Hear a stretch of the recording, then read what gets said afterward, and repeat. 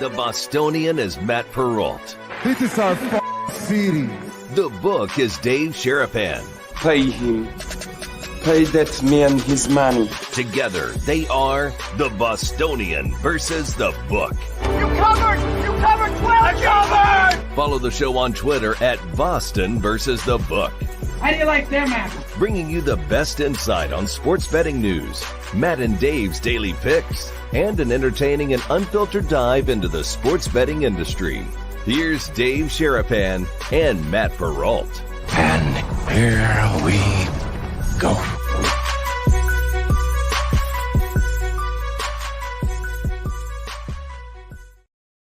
Off and running on a Monday, boys and girls. How are you? Welcome into another episode of the Bostonian versus the Book. Dave Sharapan, Matt Perrault, live on YouTube at Boston versus the Book, the same on Twitter, X, and we are replayed on Sirius XM, channel 159, and on Sports Grid TV. You guys missed us on the replay last week. That's kind of my bad because we thought that I was going to be kind of incapacitated. We actually came back earlier than we thought that we had told Sports Grid. They made some changes, so sorry about that. We're back on the replay. Thank you. You guys always are welcome on the live show, though, by going over to our YouTube channel at Boston versus the Book. Big week to recap, big weekend to recap. Dave, how are you on this Monday? Yeah, feeling good. Can't believe the amount of people that are smoking hot picking the NFL.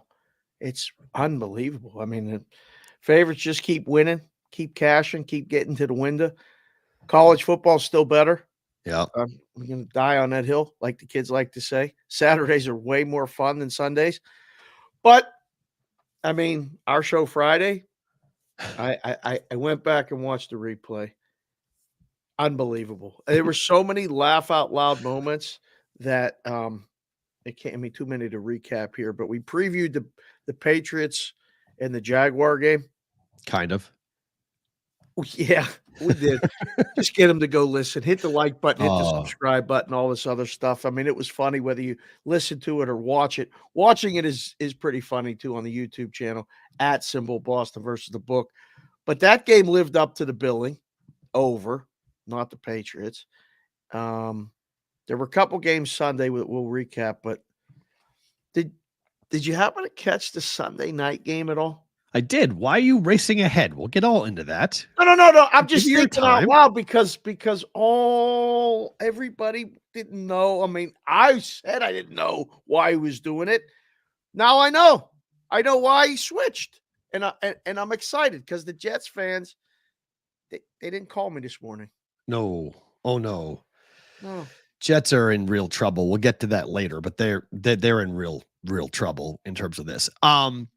We don't know if Casey Hudson will join us. She's on the list to join us today. She's on the list. She has never been with us before. Dave works with her on Sports Grid for the pregame shows, but we may get pushed to tomorrow because she's having a dog issue. So she may be on, she may be not. Not a betting dog or actual like real living dog issue. Good point. Little double entendre there, right? It had nothing to do with a bet. Yeah. It's with a puppy dog. Yeah. So hopefully she may pop in here at any point. Maybe if not today, she'll do it tomorrow. So just a heads up, we may be joined by Casey today at some point during the program. We don't know if she'll be able to, but if she does, she'll hop in and we'll be talking to her today on the show, which will be fun for us to do that. Okay. What happened over the weekend? We're going to start with baseball. We'll get to football after that. For the record, 12th time, the Yankees and the Dodgers will face off in the Fall Classic. The last meeting happened in 1981. Yeah. When I was a grand old age of 4 years old. Dodgers won 4-2 the last time these two teams are meeting. I know this was the scenario you did not want to see, but after now getting it, what are your thoughts on Dodgers Yankees? I was going through this stuff last night, and the best two teams are in. At this point, the best two teams are in. They were the best two teams all season, all summer, the two favorites. It's just fantastic to see, and you've talked about it here on the show, watching a guy who was languishing down the 405 in Anaheim, now going to the Dodgers. He was so happy seeing Shohei win and go, yep, that's why he left. I mean, because he could do this. It was great. And then, watching the Yankees win on Friday was Saturday. I mean, was great. Like, Can I ask you a question? A baseball question? yep. So if you're a Met fan this morning Yep. and you're like, okay, it's game 6. We are trying to stay alive. Our pitchers have given up 6 runs, but our offense has shown some signs that we might be able to rally against this Dodgers bullpen, because at some point, 1 or 2 guys might get on the mound and not be able to get an out, and we might have a chance. The decision to put Senga on the mound, Gave up. the decision to put a guy on the mound who wasn't in the regular season rotation, to pitch him in a one spot where you have to have him go and say, hey, we need help here. We need to get ourselves into a situation where we're going to advance. But your lives are on the line. You have nothing. You're going to go and give a guy, I mean, him being on the roster is one conversation. Like, that's, you can debate that all you want, but the decision to put him into a game in which it's 6-3, and if he sucks, which he did, it's season over. Correct. I literally was yelling at my TV set going, why would you put him in the game right now? Nobody left. There's nobody left at that point. That's the only reason why. There's nobody left. Everybody's gassed. The stretch run to get to the playoffs, and then the run would have been nice to have a week of rest, wouldn't have? Fair. Both teams with rest are in the World Series, right? I mean, it worked. I mean, Guardians and and Mets. I mean, Mets didn't have any rest. The Mets had to play their way in, but the Dodgers had rest. The Yankees had rest. Yes, the 1 seeds, but they were the best team overall. I don't know if that was because of rest or that was because of they're the best team. But I mean, the Dodgers pitching was the story. I mean, their bullpen was incredible during this entire NLCS. They won a playoff series in a deciding game against the Padres with a bullpen game. They won a clincher at home yesterday, starting the closer who couldn't throw a strike. He could not. He was so jacked up. And I know we've been jacking up and down before on this show, and things like that will happen. But like, I know this from 1, playing, but 2, from coaching the kids. And I tell everybody in life, just breathe. He could barely breathe. He was starting at Dodger Stadium, and he was so excited. He was throwing 100 almost every pitch high, sailing it. And I just was watching it going, man, they are really going to piece this together. How is Roberts going to get this one 9 innings? They better score 10. I said it to Kendall. She was sitting on the couch. I'm like, who's going to win? She's like, I don't even know why you're watching. The Dodgers are going to win. Just like that. And I said, what do you mean? She goes, they're going to score a bunch of runs. They are. It's easy when I bet it, and I was right, because I bet it last night. Because I bet the Dodgers last night. If I win a baseball bet, and Kendall can know. I mean, it was clear as day. The Dodgers were winning that game. I mean, their offense is just, it's too deep. It's too good. I just couldn't believe it when I saw it in a 6-3 baseball game. I was like, if I'm a Met fan right now, like, this is the white flag. Like, this is it. This is just like, we're done. Like, thanks, Grimace. Good series. Like, we're done. Put the costume away. You don't even need it for Halloween, right? We're done. That's exactly when I focused exclusively on the football. I had them on, and I was like, they're done. And as soon as he gave up 1 run, that was it. It was 7-3. I was like, that's it. It's over. They were out of arms. That's the only reason, I think, right? Like, we watched enough, and you just said it. He hadn't even pitched on the roster. Like, throw him in. Maybe Senga will get him for a couple innings. What? Yeah, that was like, I kept on thinking it was like the Spider-Man meme where he's holding 2 sides of the web, and he's got a huge subway car pushing. I was like, this guy's gonna snap. Like, you're asking this game to get away from you. Like, you can't do this. Like, you can't put this guy in this type of a high leverage situation when he hadn't pitched all year. He wasn't great anyway. He was okay in the series, but like, out of the bullpen, not starting a game, putting a starting pitcher in the middle of a game in a deciding game 6 where you're down 6-3 and you're hoping he just doesn't give up any runs. Like, like, what do you, against that lineup? Like, okay, good luck. Like it was so obvious that was going to go poorly. Tommy Edman, the shortstop, was the Big home run. cleanup hitter. He likes that spot.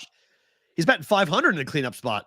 It's unreal on a team of stars and a guy who literally just came over, wasn't even sure where he was going to play. You know, go play shortstop and hit fourth, by the way. And if we win, we're going to the World Series.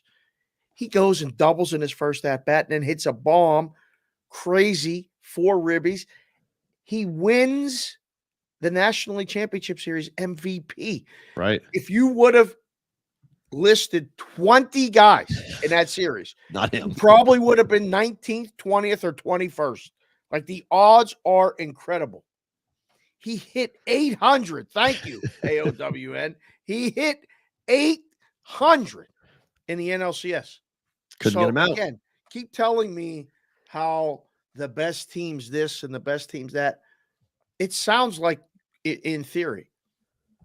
If you can figure out the path and get right, and one thing goes off, like it's a gigantic advantage betting. But yes, this is not the best case scenario. I had to explain how this all works last night to the boss.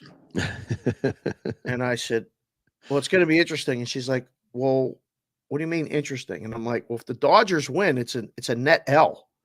I said, no. and if the Yankees win, I said, we break even.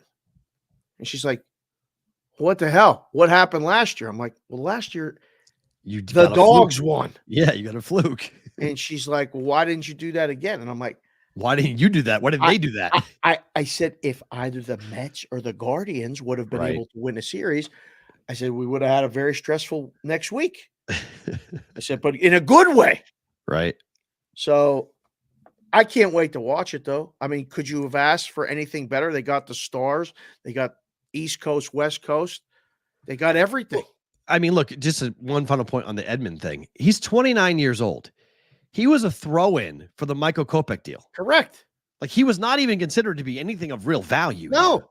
Like, I think what's so crazy, he's 29 years old. He hasn't, like, this is out of nowhere. Like, this is absolutely out of nowhere that this guy would win the NLCS MVP. Nothing makes any sense.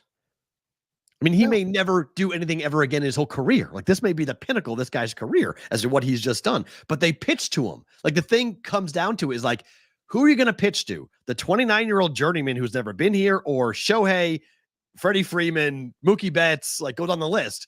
Who do you want to pitch to? Well, pitch to the 29-year-old journeyman. He got pitches to hit. And then he went ahead and hit 800. Talk about taking advantage of the opportunities presented in front of you. It's a beautiful story. It's an absolutely incredible story. It's unreal. It's unreal. I can't wait to watch it. I was trying to compare it last night. What'd that say? Dodgers organization is great at getting the best out of their players. Yeah, I mean, I guess so. I mean, everybody loves to bash Davey Roberts. Like, guy did an unbelievable job stringing together. He said it last night after the game. There's no script for this. Right. He showed up to the ballpark today and said, hey, how does your arm feel? Like, we're going to figure this out. And let's score some runs. Now, the lineup hit, but Freddie Freeman didn't play. Tommy Edman hit fourth. Yep. I looked at the lineups last night. I was going through trying to figure out what the line would be and all this other stuff. Auntie, Tupac versus Biggie, who you got? Auntie's in the house with all them E's. Good to see you, sir. Good to see you, dude. Yeah, good to see you. We'll get to your Cleveland stuff later. I have no explanation for what went on. Well, the Dodgers are favored. Should they be high enough? I'm shocked we get the Dodgers at this price. I thought it'd be 160, 170. I was like, really? Yeah. They have home field. Mm-hmm. Okay. Dodgers have home field. Mm-hmm. Better lineup, better defense. Pitching is going to be kind of a wash in my mind. They start Friday, so everybody gets to get fresh. Mm-hmm. So fine, you're throwing Cole in game one. Dodgers are small favorites in game one. Mm-hmm. After we get past game one, I mean, New York better get game one. You better win game one. Really? I think so. Yeah, you better win game one if you're the Yankees. I don't know. Cole Rodon? I don't look. Rendon does not bother me, does not worry me if I'm a Dodger fan. Like, he's been good. Sean Okay. Manaea didn't worry him either the first time through. Well, It's in the second time through, they lit him like a Christmas tree. That's the So problem. No, so, that's 100%. That's why good teams end up winning it, because they can make adjustments. yeah, But- I like that. I like that idea, D-Style. Let the Dodgers win game one and then let the Yankees win game one, then bet the Dodgers. I So like that idea. we're a few minutes in to the show. We'll give everybody a poll right now, because we'll revisit this again on game one day, and hopefully we're going to get a couple baseball guests, because Oh, yeah. hat tip to Lauren, who's been on this show. She did an unbelievable job with the American League Championship She Series. did. And Matt Veskursion, who I texted yesterday, and told him what a great job he did. He said he's going to be available, hopefully, to come on the show. So we'll get some baseball people on to talk about the World Series. But when I was doing it last night on the Twitter, I put out my number. I said, I got the Dodgers minus 120 for the series. Okay. So asked the guys in Vegas that I know, between Golf Odds, Jeff Sherman, who's been on the show, Jeff Benson, who's been on the show, sent it out to Jamie. The guys down south, the Bet Online guys responded. It was awesome. It was just like we were sitting in a risk room. What's your number? What's your number? What's your number? What was the highest you saw? Minus 140. Okay. Was anywhere between minus 120. I was on the low end, to minus 125 is what Circa opened it. Westgate opened minus 130. I don't know who's pitching yet for the Dodgers for game one. But if They the don't Yankees, know yet. They don't know yet. Is that a problem? No. That's not a problem. No. This is going to be an offensive series. I'm not worried about pitching. This is all about bats. Baby. This is all about offense. This is going to be overs. This is offense. I don't care who the Yankees throw. There's nobody on that Yankee, and not a single arm in that Yankee lineup or Yankee pitching staff that makes me feel like that guy can go get me 3 wins. Wow. Just don't. There's not a single person, not a single arm that they're going to throw that makes me think that they can shut down the Dodgers and win 3 games or 2 games and give them a chance out of the bullpen in game 7. There's just nobody. Like, this Dodger. If this was reversed and the Yankees had home field in game 1, I might feel differently. Okay. But the fact they have to start in LA where the weather's going to be warm. Okay. Look at the forecast. Like, we're dealing with really nice, gorgeous weather out west here. The ball's going to travel, and they got to get Mookie, Freeman, Max. I don't know if Freeman's going to play. He may not be needed. They may not need him. Whoa. I think he does play. I think he will play. He's a week off. That's why he didn't play last night. He has a week off to sit and rest to get to Friday. They need him. I think they need his glove more than they need his bat.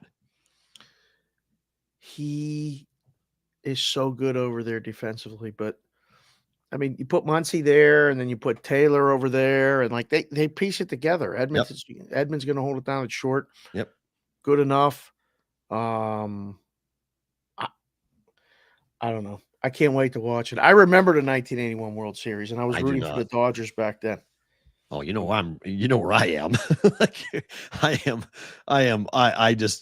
I was so nauseated by the number of stupid Yankee videos I saw about how emotional it is for the Yankees. They did it. They're back. Oh, the Yankees are back. I was just It's been a long time since the Yankees were in the World Series. It has been 15 years. Yeah. And listen, you got to give New York something. It was a rough day. No. It was a rough day for them yesterday. The Giants. No. What a joke. Give them nothing. Give them nothing. Lost. Give them all Liberty. Liberty got a call. Liberty won. We'll talk about that. Go. Wow. Yeah, that was exciting. Talk about home cooking in that game. Yikes. I saw it later. I didn't see it live, but I watched it live. Bad. Was it bad? Bad? Like live?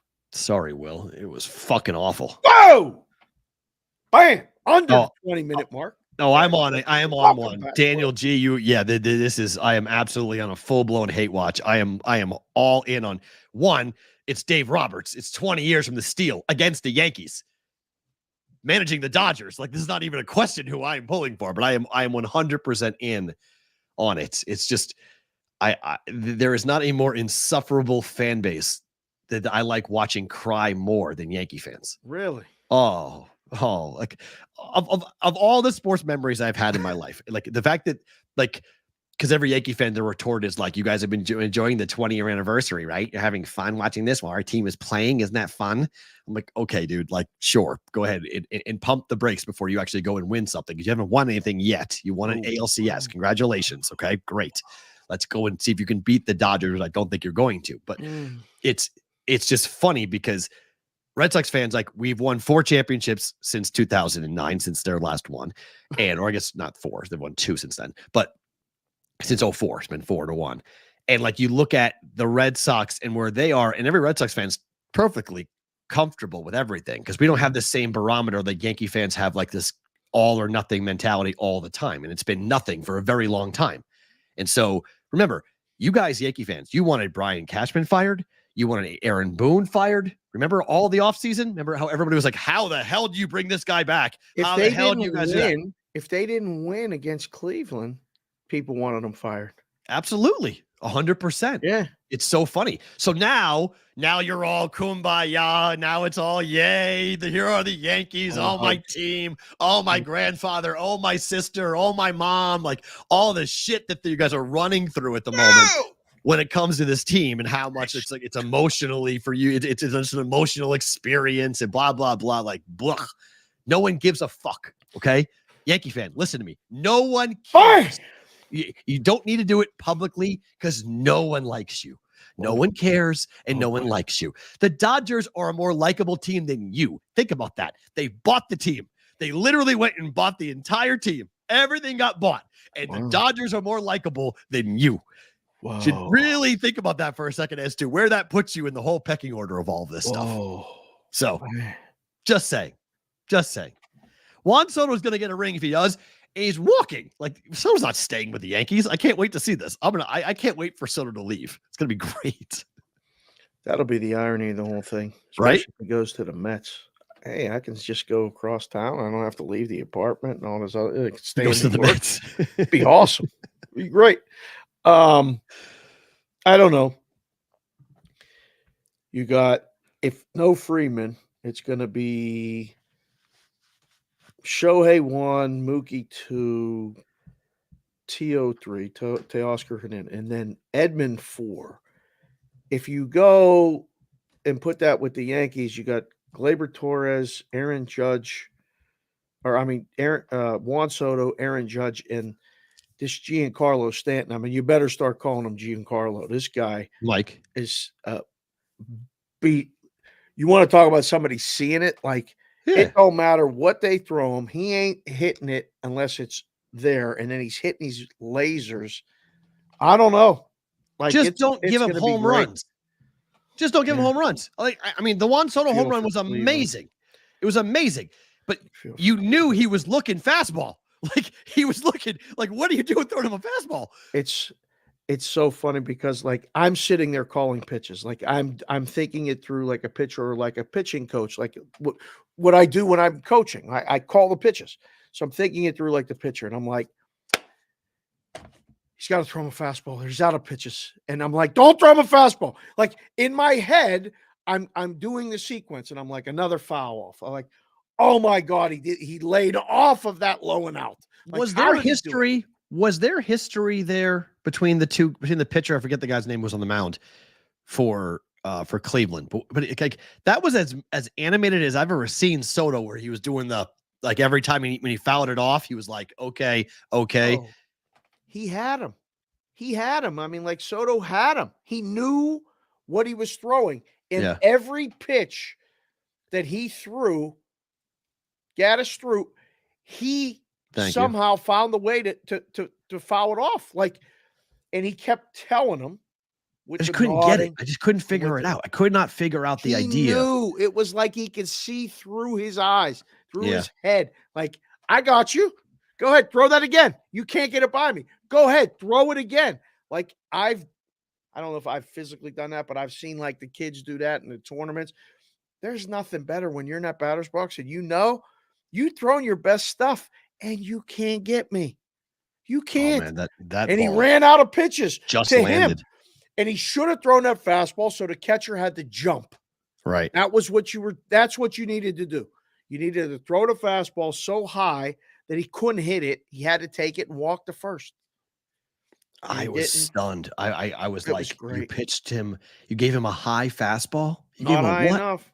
Gave him a high fastball. Yeah. Like, come on, man. You can't give him that. That's a pitch. He hit it and he knew it. He hit it and he was like, he took 2 steps. He looked at it. He was like, that's gone. He knew it was gone. It was just like, oh, that was a moment. And look, I hate the Yankees, but I'm a sports fan. That was a moment like that. You can't underappreciate that moment in that spot to basically put the game away for your team and win the pennant. That was pretty sick. It was pretty ridiculous. To have him do that. There's no way to describe it. It was ridiculous. I just want Ohtani to have a crazy series. I just want him to go off, like to just go crazy, to just have like a 3 home run, 5 steal, bat 400, drive in 6 runs type of MVP type of series.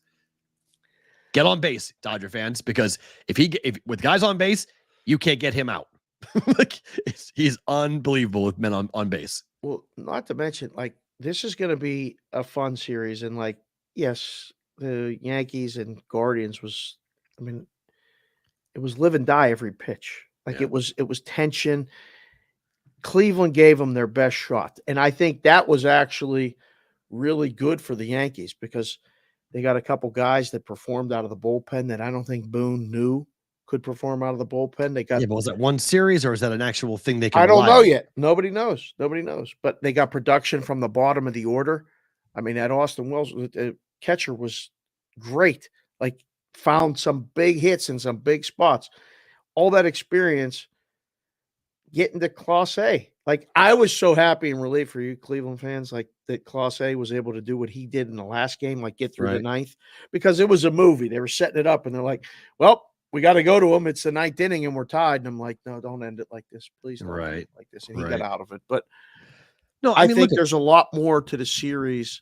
But if I tell you Austin Wells, Chisholm, Volpe, Verdugo, that's half their lineup. You weren't worried about that. Look at the bottom of the Dodger lineup. Well, it's been hitting. Like the Dodger line has been hitting. So is the Yankees. That's what I'm saying. They got enough, but they got the big dogs to be big dogs. Yes, we want the stars to be stars in these moments. But if Ohtani gets on base and is able to run, I don't know. Kike, the Yankees are the worst base running team I swear I've seen in the last 10 years. They don't know how to run the bases. Something basic is going to beat whoever loses the series. CBW, Verdugo was part of the Mookie Betts trade. What are you talking about? Was he part of the Reds? Because of course he was. He was a main cog in the trade from the Dodgers that got them Mookie Betts. So Verdugo was and then he was bad for the Red Sox. They let him go and he went to the Yankees, and then he talked trash about the Red Sox the entire time. It's easy to hate Verdugo. Yeah. Easy to hate him. That ain't hard. I don't know. I like the bottom of the Yankees of the Dodgers lineup more than the Yankees lineup. I think it's close to a dead pick'em in the way the pitching Muncy, Will Smith, Kike, Edman. Is there any doubt the series is going 6 or 7 games? Oh, I'd be very surprised if we're looking at a fast series. That would be surprising. The way it lines up, I mean, like the prices for a sweep are absurd, and they should be higher because I don't think there's going to be a sweep. So now, is there 5 games? Could somebody win this in 5 games? I'd be very surprised. But the 6 out of 7 prices are what I was looking at. Lose the first, like Yankees win game 1, Dodgers win series. That price is interesting. Vice versa. Dodgers win game 1, Yankees lose, or because the favorite is Dodgers. Second favorite is Yankees. Then it's Yankees win game 1, Dodgers win series, and then it's Yankees is last. So I can't wait. It's going to be great. Dodgers Yankees. No one cares, and no one's like he's one of the Matt shares his new daily affirmation podcast. Right. Can we get what was that sponsor that sponsored the men's health thing that we did? Better Help. Yeah, maybe we can get them to Better Help, and we'll just put that in the read. No one cares and no one likes you unless you use Better Help. Right. Yeah. Do you think the line in game 1's right? The Dodgers are minus 130 favorites. Well, I would have made it a quarter, but yeah, 25, 30, it's the same. That's right. Like that's what the series price should be. Because that's what the game It basically is. It basically is that. Yeah. It's 128. I mean, it's basically. But I know I would use it lower. Okay. Based on our future price. Like if we're like, this is this got to be a nice windfall for the books as far as the future prices. You could have the most tickets on these teams, and you should have the most tickets on these teams. Neither one, the Dodgers haven't been more than plus $4, plus 4 to 1. Right. All year. For a year. Right. There was a stretch where maybe the Yankees were 7 to 1. Like neither one of these teams were double digits to win the World Series. Yeah. It's a dream. We'll watch it and talk about it on Friday for sure as we come down to it. To college football and some interesting stuff happening after the weekend and after Georgia's loss. We've got wait. Hold on. Throw bottles. Let's throw some bottles. Let's get a pause here. If we could just throw a bunch of bottles right now, and then we'll get everything to pause. Bottles? Yeah, like they did in Texas. Throw that stuff on the field so that we could talk about it. I'm just kidding. Did you see that they threatened to take away alcohol sales in Austin? Oh, it's getting real now. Welcome to the SEC, boys. It's getting real now. You want it in? Okay. You now get to deal with the SEC. You throw stuff at Georgia, Alabama. Don't forget, it's your first year in the conference. You have no sway. This ain't the Big 12, boys. You don't get to push around people and do whatever the hell you want. You do that again, you're going to lose the right to sell alcohol at your games. SEC was very stern with their reaction to that on Sunday morning. Yeah. Control your fans. You exactly. Control your fans. And if you don't, we will take away your ability to sell alcohol. Welcome to the SEC. Wow. There was a lot of people at that game. They sold a lot of alcohol. That's hitting them right where when you cease the means of production. I mean, there's a lot of that gives you a little bit of a wake-up call. Wow. I mean, I gotta say though, if anyone's getting mad about the referees, it would have been Georgia, not Texas. Absolutely. I mean, the pass interference call almost changed the entire game. And it was like, oh my, they pick up a flag. It's like, whoa, okay. Yeah. That was, you can't replay that. And they just had some conversation. And then somebody said to somebody poked somebody pushed somebody, and it was, pick it up. Kirby Smart was like, wait, what? What did you do? How did you do that? How's that possible? You can't pick that up. Is this right? Like CBW's in the chat saying the SEC has Texas also trying to ID those that threw things. Uh-huh. Yes. Nate Irvine is here and said that calling for Texas to go through videos and ban every single person that threw a bottle for the rest of the academic year.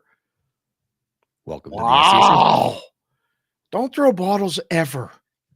What in the world could possess you to be that mad where you go to throw a bottle on the field? I mean, it's bad. Did you ever play a game or a sport where anybody threw stuff on a field or anything? I was in the stands when it happened. I never played on a field where it happened. Okay. I saw it I've seen it a couple times, but I saw it in high school. I saw it in college where people were throwing stuff, but I was never actually on the playing surface when it happened. We were playing a state playoff game, hockey, out at the other team's rink. And we were a dog going in, but we knew we were going to win. We scored first. They scored to tie it. And then we scored, and we scored again. And then we scored one of the prettiest goals I've ever been a part of in my life. And we went nuts because we knew we were going to win. It was 4-1 in the first period. I don't know what happened in the stands, but it started to be a little bit of a discussion and brawl. Oh, and these mofos were throwing pennies onto the ice, which would sink into the so make it almost impossible to get out. If your skate touches it, you go flying.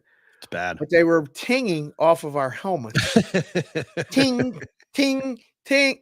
And I'm sitting there going, what is wrong with all of these jagoffs? What are they doing? And I was going crazy on the bench, like, keep scoring, boys. Right. Keep scoring. Let's go. We won that game 8-1. Big Business say they're sending text messages to students that have been, quote, identified as someone who threw something and they've been banned for the academic year with a link to the appeal. Oh, my.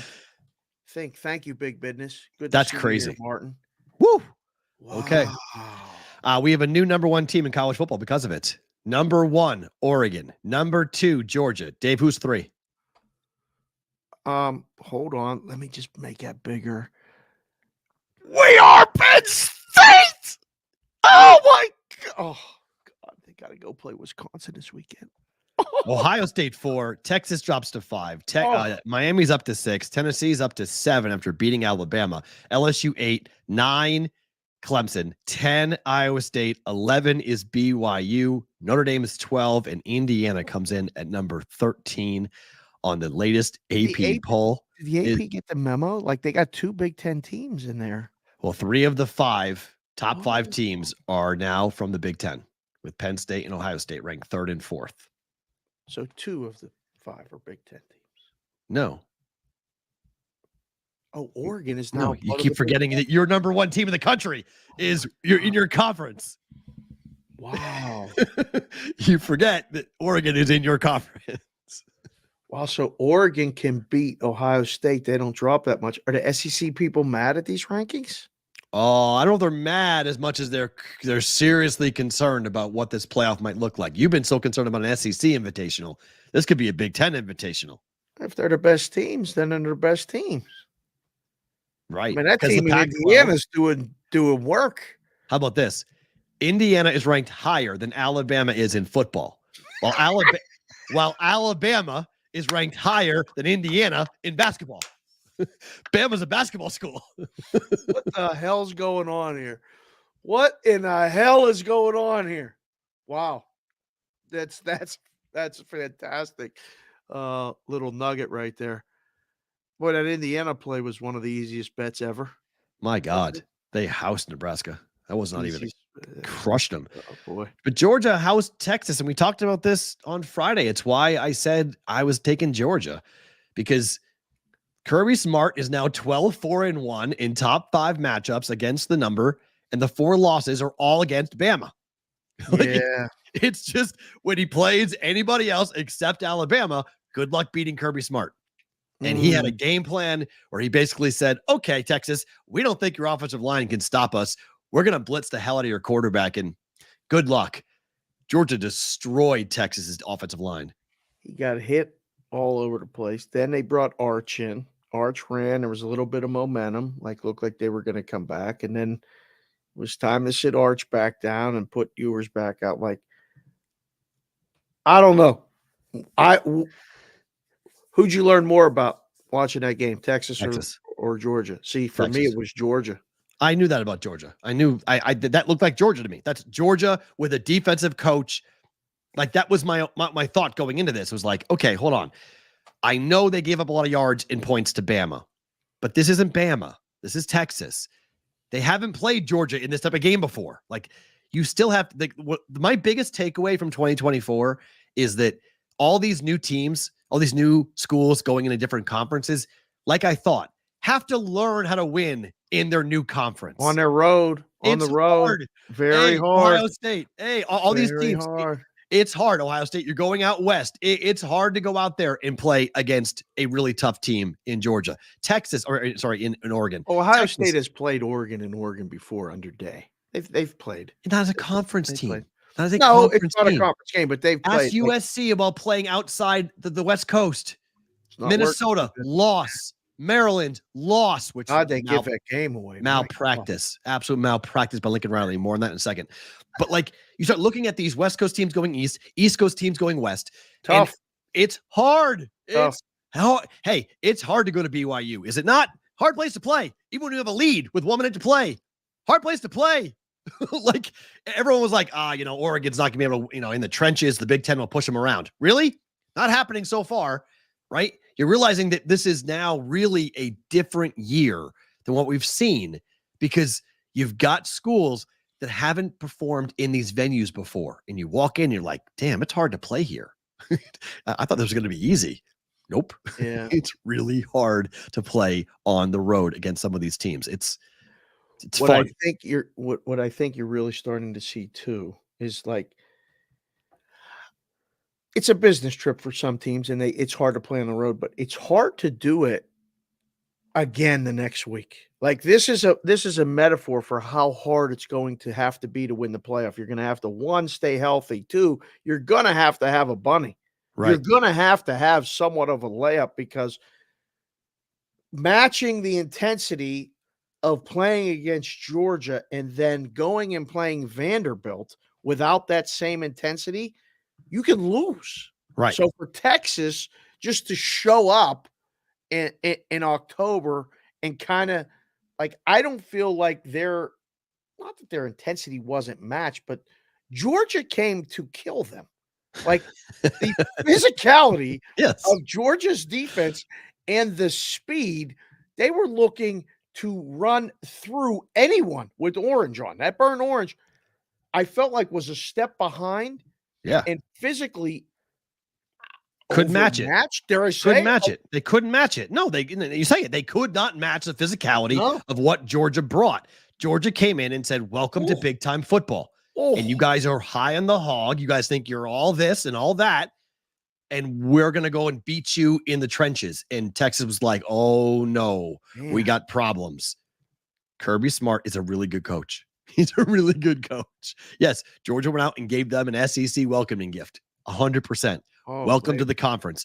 Pump your brakes on the playoffs. Because remember, this was where the other reason why I picked Georgia, and it's not really a scientific or X's and O breakdown. In the beginning part of the year, when they asked Nick Saban about Texas joining the SEC and how everyone thought that Texas was going to go and run through it and win it easily, Nick Saban was basically saying like, yeah, let's see about that. Like he's like, let's see what happens when they play in the SEC for real. And I was like, man, these coaches know what it's like to play Georgia, and what it's like to play Alabama, what it's like to play some of these top schools. Oklahoma and Texas really don't. They've been playing Big 12 cupcake schedules in the conference for far too long. Oh, there he goes. He did it. It's the truth. It's just the truth. They've been playing these easy schedules. They've dominated these conferences, and they've thought, well, it's October. This is when we beat up on people because we're playing, the no-name states of the world, and we can destroy it. And now, oh no, here comes Georgia, ferociously mad because they have a loss on their resume, and they're going to go and annihilate us. And we weren't ready. We didn't match it. We weren't prepared. When and the coaches do know, and some of the players know, and other times they don't know until they have to find out. It's that F you and find out, right. F around and find out. Yeah. Okay. When you see it, then you really know. Like, I was listening. I love listening to the post game when teams clinch or get to that next thing. So when the Dodgers go to the World Series, and they asked Mookie Betts like about going to the World Series, and he's like, "You guys know how hard this is?" Yeah. And he looked at the table, and he's looking at A-Rod, Jeter, and Big Papi, and he's like, "You guys know." He said, "This is hard. We do maybe have the best team. We did have the best record. It's still really hard. You know how hard it is." Again, like you keep saying it, the first timers, Alabama, first time coach down there, having to do the same intensity level thing every day to match Georgia or to match Vandy. And I'm not besmirching Vandy. I'm not. No, but it's the truth. I mean, Alabama has lost 2 losses in the state of Tennessee, both the Vanderbilt and Tennessee now. Like, that's not typical for Alabama fans, because 2 losses before November hasn't happened since the first year of Nick Saban. This is the first year of Kalen DeBoer. Or since you left. Well, I left in 2004. So it's even, predates me, but like, this is going back to that time, that awful stretch of Alabama football that you had the mics and the mics and the mics all come through, Dubose and Shula and Price, and you had Dennis Franchione. You were there for all of this. Yes. It's such an undervalued part of the show. And if you're looking to sponsor the show, email us thebvbshow.com, because we can tell you about Alabama football when it sucked. When it sucked. I was there. I saw it all. Every single year I walked in, and I watched Alabama fans walk out of buildings like Neyland Stadium consistently with losses. and how furious they were, and listening to the post-game shows and hosting a morning show. And, Monday morning, first thing, I had 6 lines in Huntsville, Alabama. I got in 6 a.m., all full. Before I even got there, they're all full. Everybody ready to go. Every Bama fan ready to literally skewer and smoke every coach on Alabama 6 a.m. Monday morning, because they were always so mad. I mean, 1 loss for Alabama fans is catastrophic. 2 losses, they can't handle themselves. They don't know what to do with themselves, that they have legitimate fear of missing the playoffs. They got some tough games left. Wait a second. Hold on. Alabama fans, look me right here. I don't know where you're at. If you're down in Alabama, I'll tell you, you ain't making the playoffs. And DeBoer whole game. You ain't making the playoffs. You got to run the table. Here's the scenario. Run the table. You have to run the table and get help. I don't know help. I mean, I don't know. They run the table, then they'll in the SEC championship, and they win the SEC championship game. Yeah. If they run the table and get to the SEC championship game and lose, you're not in the playoff. Yeah, because I think they can. I think the road game. There's 2 games left that would give me real concern if I'm Alabama. On the 9th at LSU is a real fear. That is a horrifically hard place to play for Alabama. Listen, I'm trying to figure out a way to go to that game. Oh, wow. Count me in if you find tickets. Right, let's go. Right. Like November we're going to 9th. have to figure out how to get our other, we'll get us some help to help the proxy service stuff. Yep. But I looked ahead on the schedule. So this is how sick we are in this business. Alabama loses. I can't stop watching all the other games. And I get out the sheet and I'm like going through and I'm like, I think I would put up the no price on Bama. I would give people the best yes price to make the playoff on the planet. I could right now. Yeah. And go get all the money because I don't think they're going to. And I had this game circled. What other game did you circle on the schedule? If it was the LSU game, what other Bama game? Auburn, the Iron Bowl. Oh, you think that one's a sweat? Oh, no debate in my mind. That's a sweat. Absolutely. Auburn can beat them. There's no debate in my mind. This is the type of year where Alabama does lose to Auburn because you get to the end of the year. If you've lost to LSU, you got 3 losses. You got nothing to play for. There's no juice. And Auburn comes in and you're going, oh my, we're on, just on our back foot the entire time in that game because Auburn wants it more because it means nothing to us. What do we care? We're not playing in the SEC championship game. We're not playing in the playoffs. Everything's out the window. We're done. That's why I played Maryland for the same reason last week on Saturday because USC had 3 losses. What the hell is USC playing for? And they had a big lead and they choked it like they do every time now. And just coaching malpractice by Lincoln Riley. And you look at it and you're like, if Alabama loses to LSU, they're a fade the rest of the year. Bet against them the rest of the year. Kids are going to be jumping like crazy. Auburn stinks. Though. No, they don't. Auburn doesn't stink. I disagree with you that Auburn stinks. I don't think Auburn stinks at all. Auburn should have beaten Missouri. They had a lead in that game on the road at Missouri. They should have beaten them over the weekend. You think Missouri's good? I don't know. It's a great question. How good is Missouri? It's a big question. But it's an unbelievable story. That kid went and got MRI and came back, went to the hospital, came back and played and ended up winning. But I don't know. Thank you, Auburn, for covering the juice. Yeah, thank you. And I mean, Auburn has been one of those like thorn in the side type of teams. Like they're not great, but they're not awful either. So like, Hugh Freeze is good for picking somebody off in most seasons. Yeah, they shouldn't. But it's the Iron Bowl. You throw the records out. Like I've seen really good Bama teams have real big problems with Auburn at home. Maybe it'll change if they beat LSU. But yes, do you really think that LSU secretly, not secretly, because people that like LSU watch LSU and know LSU, LSU's a pretty good football team. Bama's not going. I don't think Bama's going to LSU winning. Right now. They're a dog. I mean, I haven't seen the line, but I guarantee they're a dog. No way they're not. I got to do the look ahead. I mean, they went to Arkansas and they smacked Arkansas last weekend, Saturday. They smacked Arkansas. So they're playing well. I mean, they're top 10 team right now. Wait, Mizzou plays in Bama this week? Yeah. Oh, I didn't look at too much of the college. I'm not really worried about if I'm an Alabama. Okay. What do you mean? Mizzou could go there and win if they're good. No? I don't think after a loss, I don't think. I mean, look, Alabama was lucky to beat South Carolina after they lost to Vanderbilt.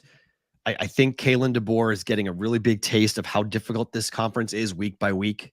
So, like, I think I'd be surprised if Missouri wins. I won't be surprised if Missouri covers.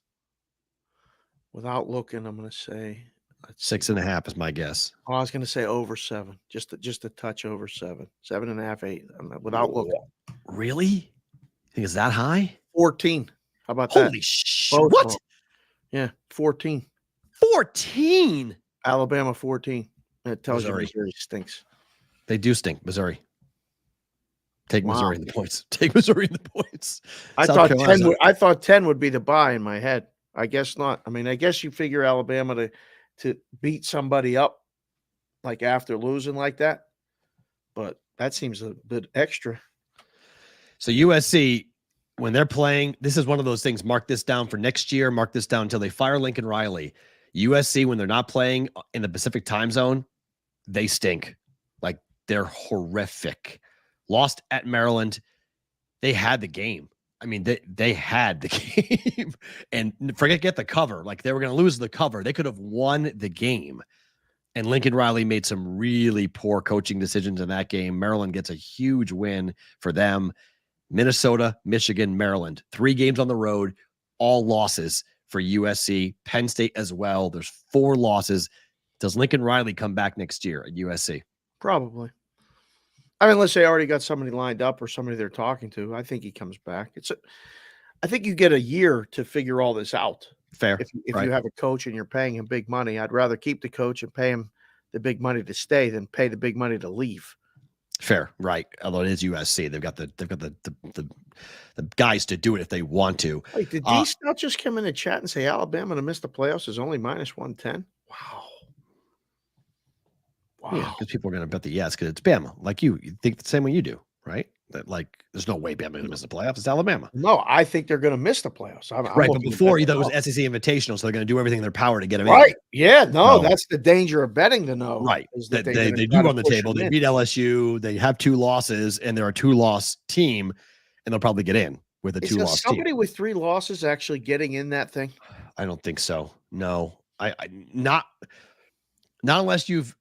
Like, they beat Georgia, right? Georgia would need to be number 1 in the country for, I think, Alabama's 3 losses to be able to put them in with 3 losses. But nobody else would be able to do that. One of your wins has to be so good that you can explain away road losses. I think the only way you get in is if you're a 3-loss team and you win your conference championship and they have to let you in. Oh, there's your look ahead. LSU -2. That's right. Thank you, Blue Spader. Yeah, I like that. That's fair. I like that. BYU and Iowa State stole wins at home. They both stayed undefeated. Huge comebacks. I don't know what in the Iowa State game. Oh my gosh, Central Florida. How do you do that? How do you have a pick? You're running into the end zone and you drop the football before you get there. Like, I just don't understand the logic of that. Like, how do you showboat like that and you blow a game? Like, it's such malpractice. Then BYU, what a last minute drive by BYU against Oklahoma State. That game was awesome. If you were up watching the BYU Oklahoma State game on Friday night, that thing was sick. I was up watching it all. It was fantastic. It was really a hell of a weekend just in general started Friday night with that BYU game and for college football. Yeah. It was awesome. Just awesome. And baseball. I mean, like, the opening. I went back and listened to the opening of the montage you put together right on the audio podcast part only, just to hear what it sounded like in my car. And I was getting the chills. Like, it was so good. And the sneaky good part was throwing in the Bull Durham clip. Like, that was just perfect. He hit the bull. But all of that said, Iowa State coming back and winning. That was Iowa State's moment for the Lucy with the football. Yep, agreed. They're down. Yep. They're going to lose as a double-digit favorite at home. Central Florida at home. in a blackout. They had a blackout. Yeah. Everybody was it was Yep. a hell of a scene. Like that looks like that's a fun scene. You're right. Ames? Oh, yeah. Ames is Yeah. awesome. Tailgating is Yeah. incredible. It's super fun. They're all loaded. You go out at halftime, you get drunk, come back in. Oh, yeah. Right. Bush Light Supply took a big hit this weekend. Yep. Yep. Agreed. Bush Lights. 100%. I mean, Iowa State has got Texas Tech this weekend at home, on the road at Kansas, home for Cincinnati, at Utah, and then home for Kansas State to end the year. There's a really good chance Iowa State runs the table. Is in the spot. They're going to be in the spot. Well, they'll be in the Big 12 title game for a chance. That's all you need to do is right. Yeah. No, well, I mean, by the spot, I mean your championship game. I don't mean the playoff yet, because once you figure out how to get to that, now you have an opportunity to make the playoff. The last time Iowa State was undefeated this late into a year in conference play was 1936. I don't know if they need to be undefeated to get to the conference championship, right? Like they depends on who on the other side, but like right. The Big 12 standings right now, because it's the top two teams that get in, it's not like it's a mess. I wouldn't lose, okay? Because you have 4-0 BYU and 4-0 Iowa State, but then you have 3-1 Kansas State, 3-1 Texas Tech, 3-1 Cincinnati, 3-1 Colorado. I cannot don't lose. Believe how I think some conferences don't even have the tiebreakers figured out yet. I was reading stuff over the weekend going, well, wait a second. That was done on purpose, by the way. To leave that open like that was done on purpose. They'll write the rules to get who they want into the playoff. Oh. They'll write the rules. Yeah. They'll write them as they go to make sure they get their best team in.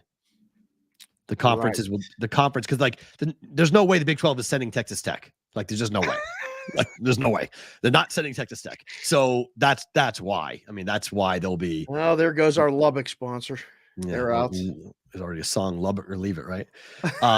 There's a opportunity here. If you're a Big 12 football fan, though, there's an opportunity here.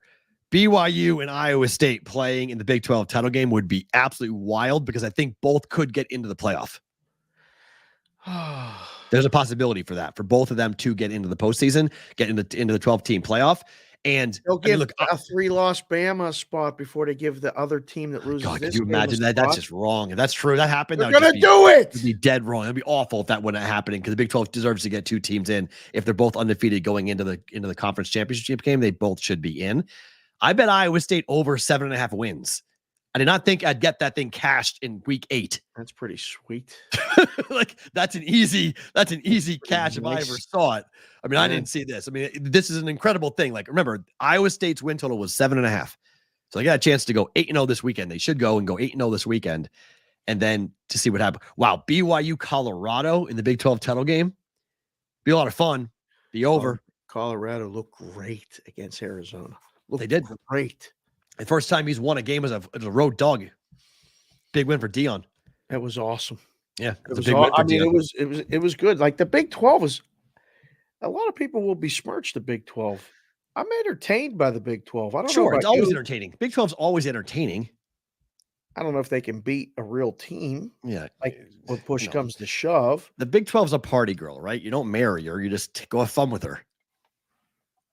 Whoa. That's what the Big 12 is. It's what's always been. That one. The Big 12's always been that one. You don't bring the Big 12 home to mom. Whoa! The Big 12 is just somebody you have fun with. She's when you take on a date to a different town. Like right. Yeah. You just go. You don't go anywhere near the neighborhood. You don't actually You know what? I got a great place. Really? What's it called? It's about 45 minutes from here. Yeah. Nobody can see you with her. Right. Right? Like that's what you used to do back in the day. Yeah. Yeah, in college, of course. You're not taking her to the game. You're just taking her out somewhere far away. That's what the Big 12's always been. She's a lot of fun. She's not somebody you commit to. So SEC and Big 10. Those are the girls you bring home. Those are the girls you're bringing home. Did you see the story about the kid playing quarterback for BYU? He's a Jewish kid. Yes. That they call him BY Jew. Yes. It's amazing. It's fantastic. I can't believe it. Like it's nothing You want to talk about the world not making sense, like Right. all this other stuff? NIL. He can play. He can spin the ball. That's all that matters. He keeps winning.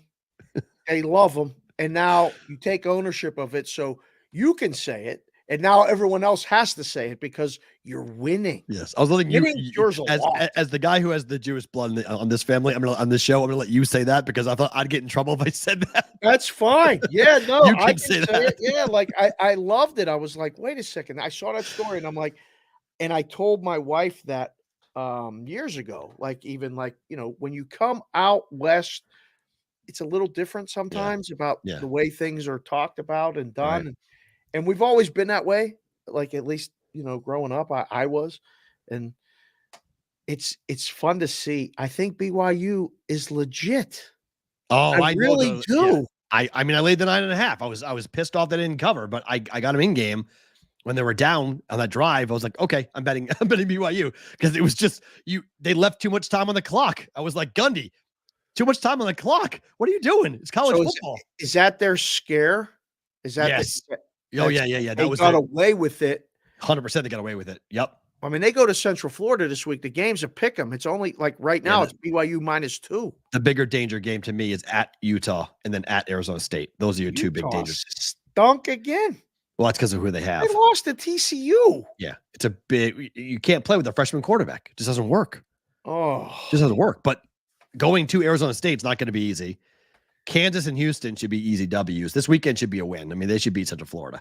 But road games, they got 3 road games left. That's not going to be easy. They've been awesome. Their schedule was front loaded, all at home with all their big games at home. Kansas State, Arizona, Oklahoma State. Wow, Florida State is playing Miami. What the fall from grace that Florida State has. Well, Miami is 7-0. That was Miami's scare. They've had a couple of them, but another one. Louisville, that game was wild. Offense in that game. Thank you to Chef Benny for reaching out on the Twitter and tagging me because I was not aware that game was even remotely close to being interesting. And it was interesting. All right. He tweeted at me and I was like, oh, I better watch the rest of this. It's so weird because when you see a team with so much like at stake playing a road game where it felt like, I mean, it was life or death on the field, but was it Louisville? I disagree with you. I thought the atmosphere was unbelievable. I took Louisville. I took the points with Louisville. I had 5.5, and I was the whole time. I'm like, this is one Cam Ward mistake away from covering. How many times can they keep getting away with mistake? He didn't do it. He had a couple plays where they were like, why did you throw that ball? And Louisville never could really capitalize on that major mistake. It's been pretty impressive to see what Cam Ward has been able to do. I think most people think he's a Heisman finalist, if not Heisman leader at the moment. But 7-0, that's a hell of a win. How about hell of a win? UNLV goes on the road to Oregon State. Wins and covers. Not just wins. They covered. Watched a lot of that game because it was the last game of the night, along with the TCU-Utah game. I'm sitting there on the couch. Kendall's dozed off. I look over at Jessica and I'm like, do you think they're going to score again? She goes, no. I said, really? How much do you really don't think they're going to score? She's like, no, I don't. I said, okay. They not only scored, but they scored twice. Like the end of that game was whatever. It's chaotic. And, she's like, well, this is why I don't bet. How can they let them just go right? I'm like, relax. Calm down. It happens. Whatever. I mean, how about sitting with a 59.5 ticket for the under? I'm sitting there. I'm sitting watching a movie with Madeline, and you're texting me, and I have it on my phone. I'm just watching this. I am watching it, going like, oh my god. Said me, I'm watching a movie with Maddie. I'm like, oh, I better not bother him. But I know you're watching it. Oh, I was watching it. Your phone? I was paying attention the whole time. I was like watching each step. I go, oh my god, I have one play. There's 1 second left. Stop them. Like they're not kicking a field goal. I know they're not doing that. So it's either I'm winning or I'm losing. Like either or. And then like, my God, I was so mad at myself because I handicapped that game perfectly. I was like, there's going to be a low in scoring. I'm going to get an in-game number. It was 49.5. I laid under 59.5. And I'm like, all right, hold on.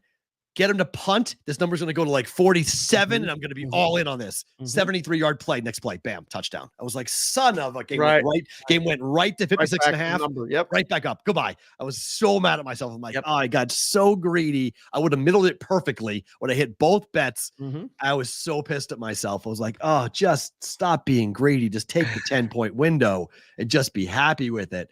But yeah, that was a really impressive come from behind win. UNLV got smacked in the mouth. I thought they were in deep trouble, and then their defense clamped down.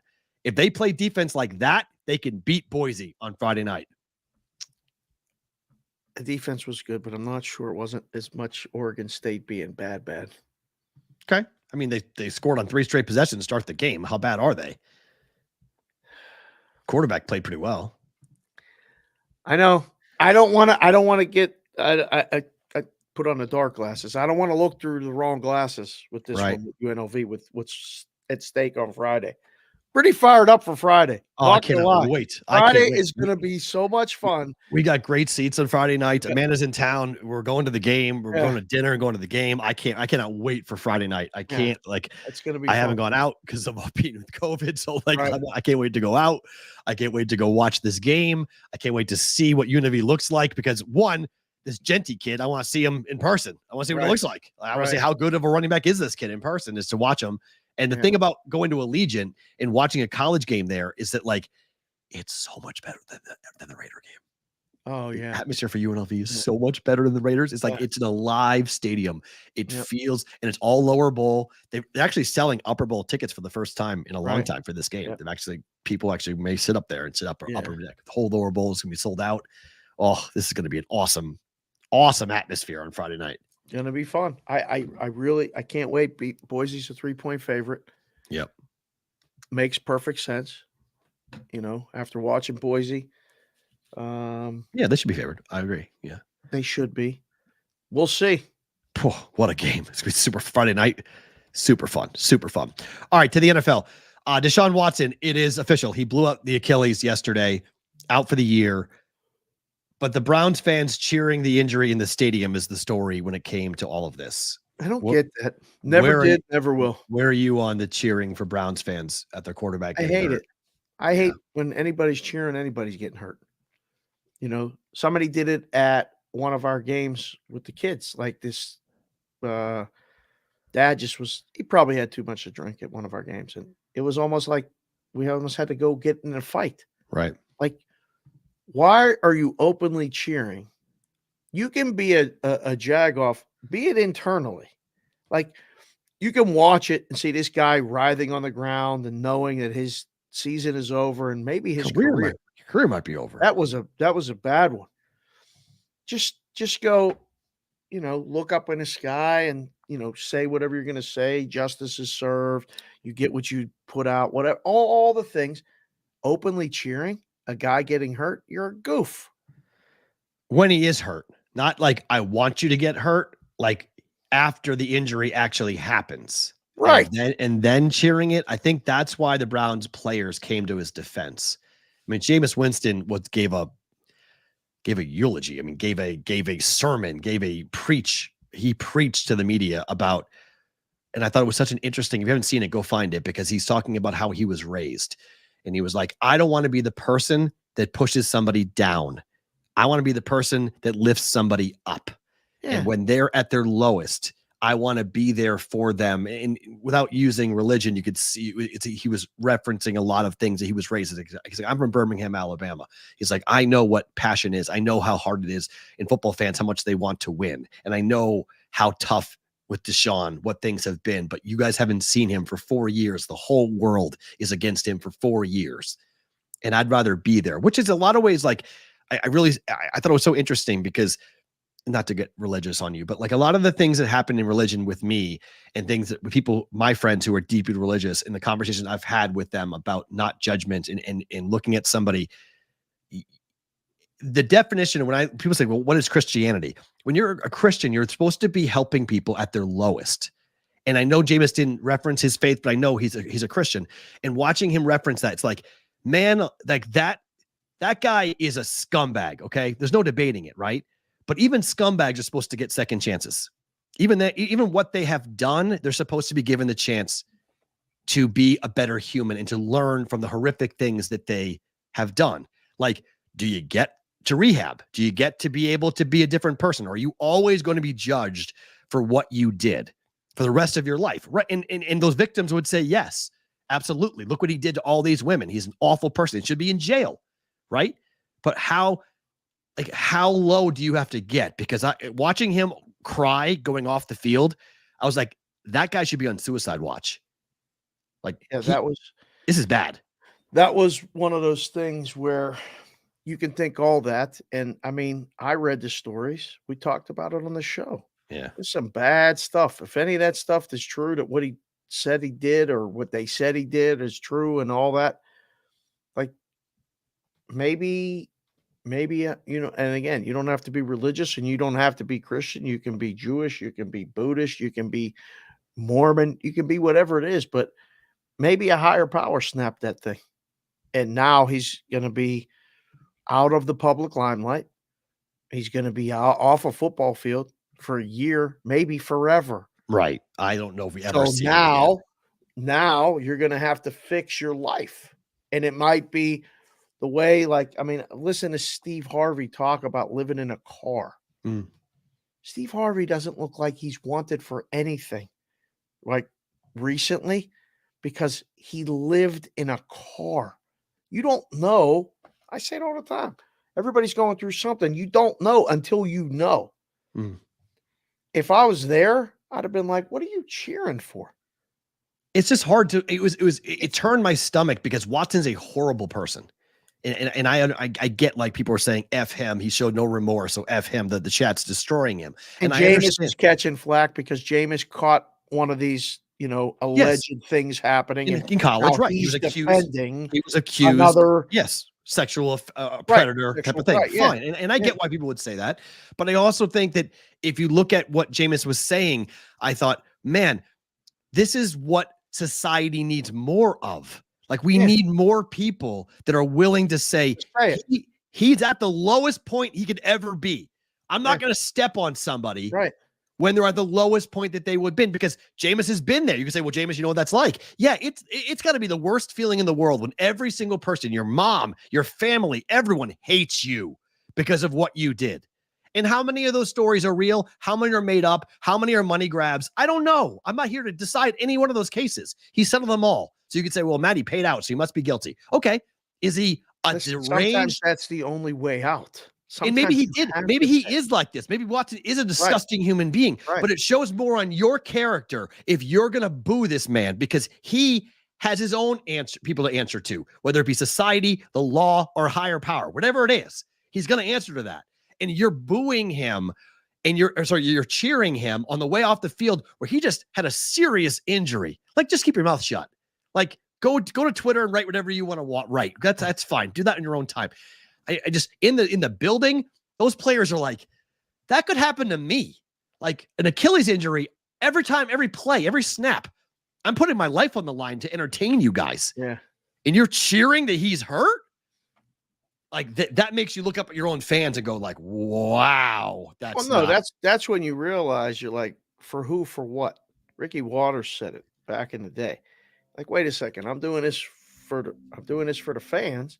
Yeah. But man, you'll turn on me in a second. Like, if I can't score or whatever, blah blah blah blah, I'm out. So you realize it's very cautious. You have to be very, very understand. And I don't know. I mean, it's like that in what we do in this business. I mean, there's people willing to step on you, tell you you're wrong, and can't wait to tell you. They don't know that you haven't slept in 4 days. Right. They don't know that you may be off, that, you may be going through something, a divorce, a sick parent, all this other stuff. Who are you to judge? Man, I'm hustling every day. You have no idea. You have to remember this is Cleveland we're talking. Sports Avenger. That's brutal. Oh, that's brutal. I don't know. It disappointed me because I think Watson's a horrible human, and I think he's someone who needs a lot of help. But the fans cheered the injury. They cheered him when they signed.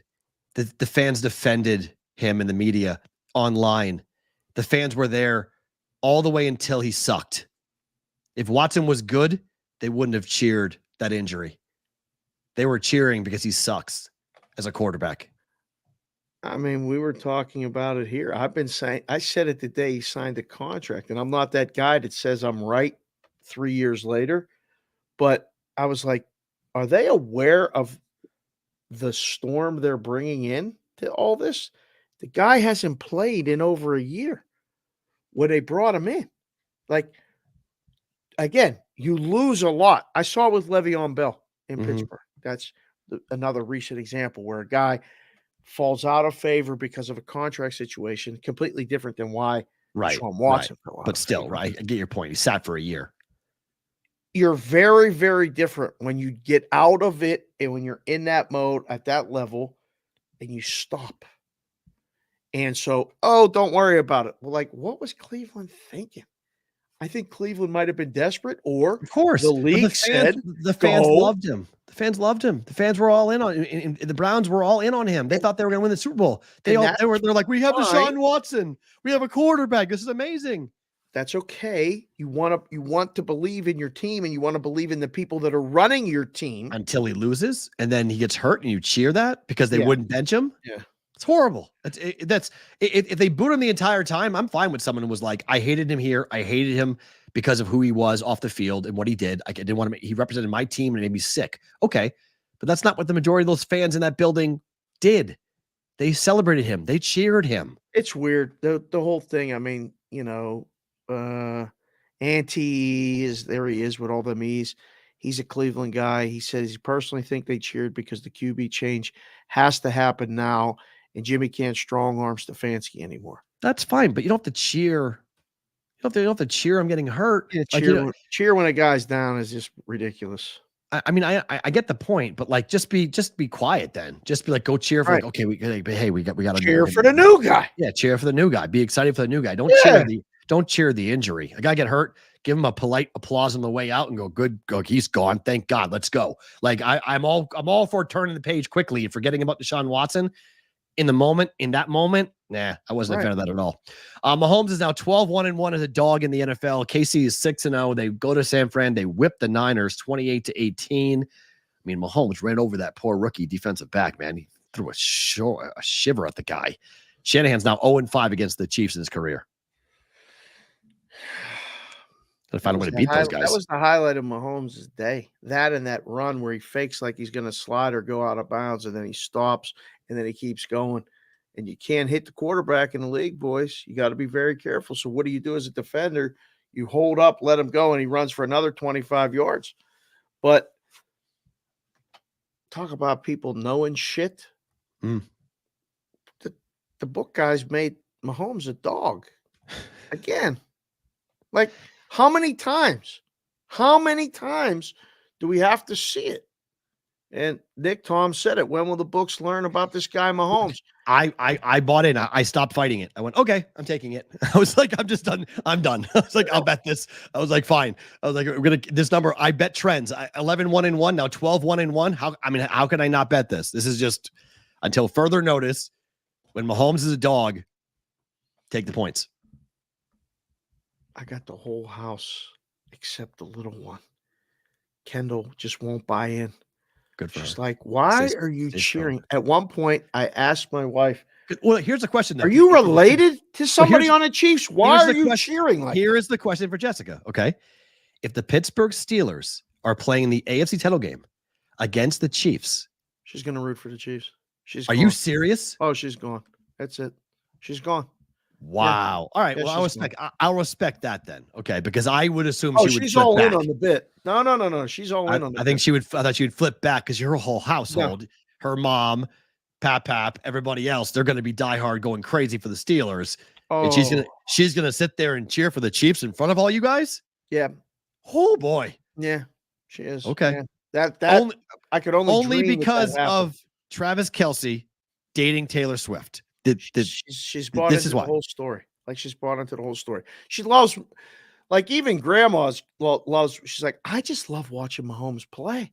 Well, that's fine. Everybody, I get why? that point, but like I get because he wins. It's always fun when somebody wins. He's incredible. You He's can't doubt fun Mahomes. though. Like P-Roll, he does some things that are just different. Like 100%. He gave that guy a shot. He stood out. I mean, like that was fun.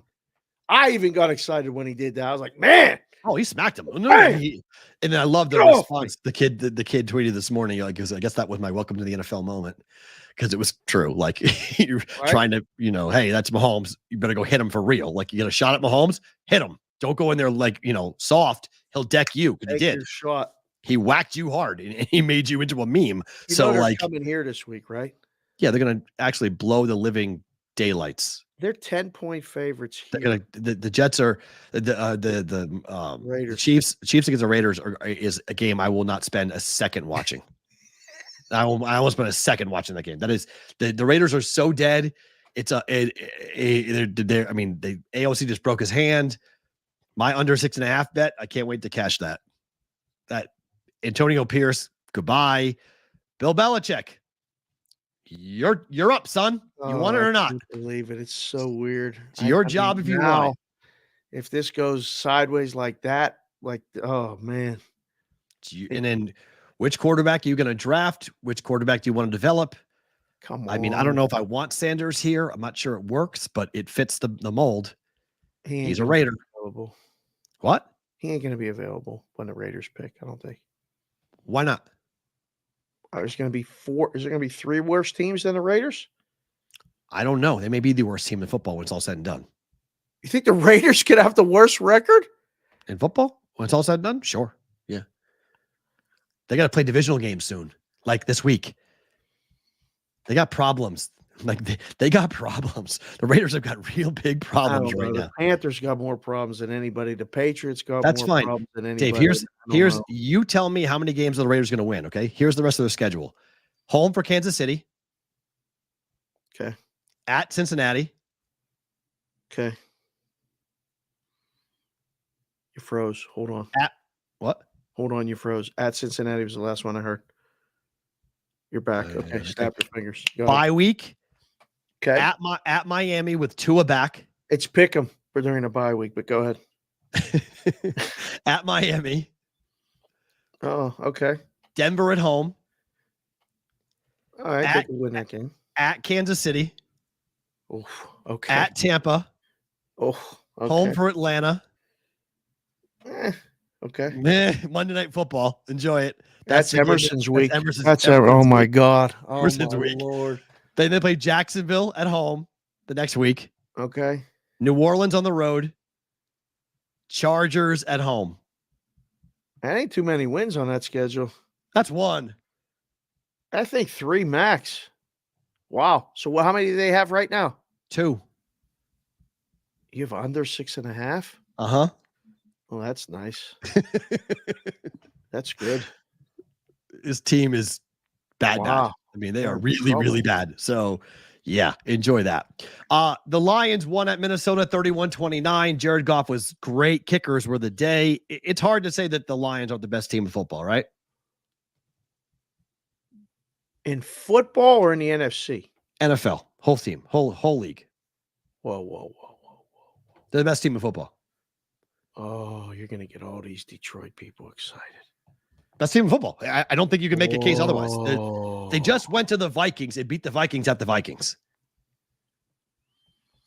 It's a pretty entertaining football game, no? Great game. Loved it. Super fun. Yeah. Super fun. Once the running game started. I don't want to get everybody excited, but I mean, like, we've been talking about this like for a little bit, like them being good since before the season. Oh, look, they've been, like, but like right now, yeah, it was real all year. But right now, when you got the 2-headed monster of Gibbs and Montgomery running the football like that, it opens up everything else, right? It opens up Jared Goff with play action, and you've got St. Brown down the field. You've got tight ends to throw to. You just have an offense that really clicks. And the Vikings defense, that was what people were struggling against when they went to Minnesota, was the Vikings defense. And I was really impressed, even though the Vikings went up, that the Lions just were like, nope, like, here we go. And it was really an impressive performance for them to go and throw up 31 points on the road against the Vikings. I had the games on, but I was focused on that game. I was watching that game because they took an early 8 count, right? 10-0. Yep. They don't even get phased. Mm-mm. I feel like they have everything that's needed to do whatever the game script happens. There's Mhm. nothing that they need to come back from being down. They will. They have to win a game that they were up 14 and let the other team come back. They will. Wait a minute. They have situations, golf indoors all postseason with Hutch coming back in a late playoff run, clown MB3. Hutch is not playing football this year. What are we talking about? Modern medicine is incredible. I don't think he is either, but I mean, did you see his leg snap? No Clown? one is going to clear. No one is clearing Hutchinson. It's October, November, December, January, February. 4 months. Get out of here. Unless you're giving him a new leg. He's not playing in 4 months. This is the medical portion of the show. Okay. Dr. Peralta has made his diagnosis right there. That is not happening. There is Cold no ball is way. one hell of a drug. Are you nuts, Auntie? He ain't playing. No, he is not. He is not playing. There's no way. He snapped both. Daniel G said he has 0 damage other than the bones. The bones are important. The bones were like this. The bones were snapped in half. His leg was flapping around like one of those things you see outside of a car dealership. Like, no. Listen, I guess anything is possible. Kevin Garnett said that years ago. Yeah, ain't happening. Sorry. Like, See you next year. Hutchinson's not but, playing. like, I don't think. That's just a nice, warm thought. That is a dream that you put your head down and dream about. As a Christmas. Listen, that's a hell of a story that you could keep telling in the Of locker room right course. now. It's Aaron Rodgers last year. Remember Aaron Rodgers last year? Yes. The same thing. Aaron can come back. Aaron can come back. Yeah. Coming back. He snapped his Achilles. He's coming back. Okay, sure. Like, no, that not happening. Same story, same situation, same dream. Ain't happening. Packers came back to beat the Texans. Last second field goal. They're 5-2. Speaking of the North, you got Vikings, Packers, Lions. By far the best division in football, right? I don't even think it's close. Not even close. I don't think it's although the other North is pretty good. There's some good teams. Is. We'll find out a little bit more about them tonight.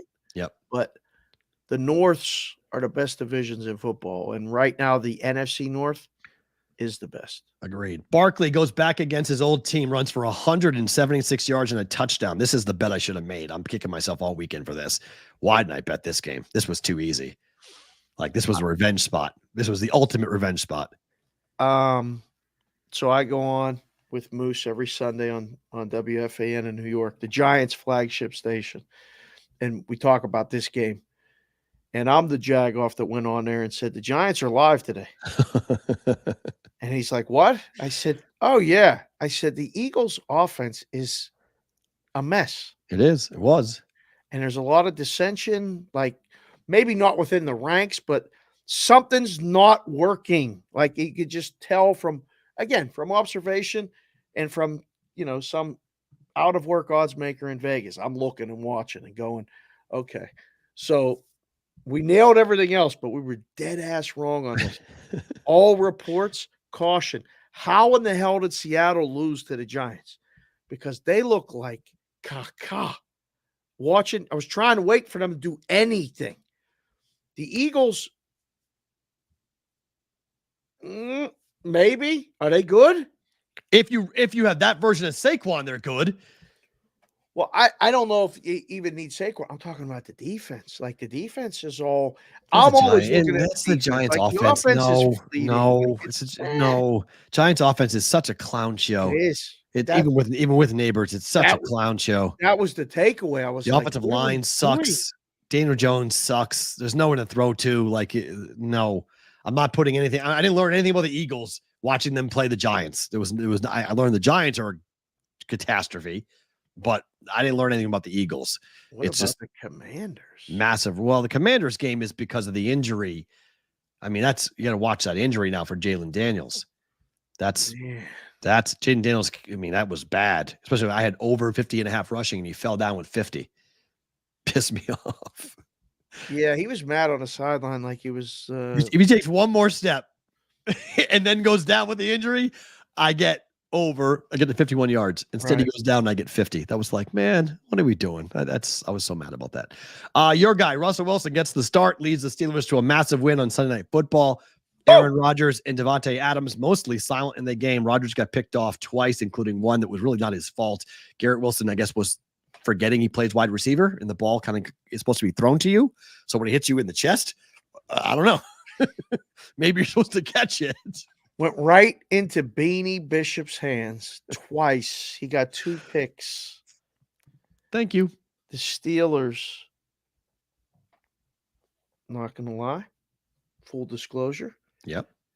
after the first series, second series, this house was ready to. There were people in this house that said they're going to go to Pittsburgh, jump on the field, and grab Tomlin and shake him and say, put Fields back in this line.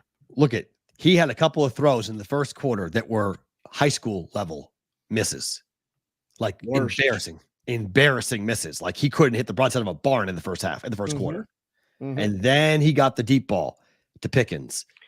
Which, in all my years of being alive, 54, and all my years of watching football, which is about 50, Mm-hmm. I've never heard it called a moon ball. Let's Oh. throw the moon ball. Yeah. Like, He's oh, the best at it. He may be the best ever. People said his deep ball throw is the best throw ever in terms of quarterbacks who have been in the league for as long as he has. yeah, just okay, that's fine. Throw it up a jump ball. Like just throw it up real high and let your receiver go get the ball. Yeah. I don't know where George Pickens has been, but if it took you this long and changing to a guy who throws a moon ball who hurt his calf pushing a sled in Latrobe, I can't believe it took this long. Pickens just goes across with one hand. I got one hand on you. I mean, the ball. I'm going to take it. Now, I get it. defenses are going to adjust. Well, yeah, I mean, I would not let him have single coverage against. So the a Jets shorter played guy press anymore. coverage. The Jets wanted to stop the run. The Jets allowed those balls to get thrown behind their defensive backs. Other teams aren't going to do that. It's just they didn't know what Russ was going to do. They didn't know what the offense was going to look like, frankly.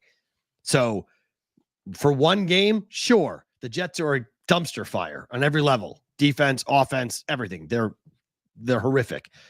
Let's see when they remember you said it. I've said it. The Steelers haven't played a conference game yet.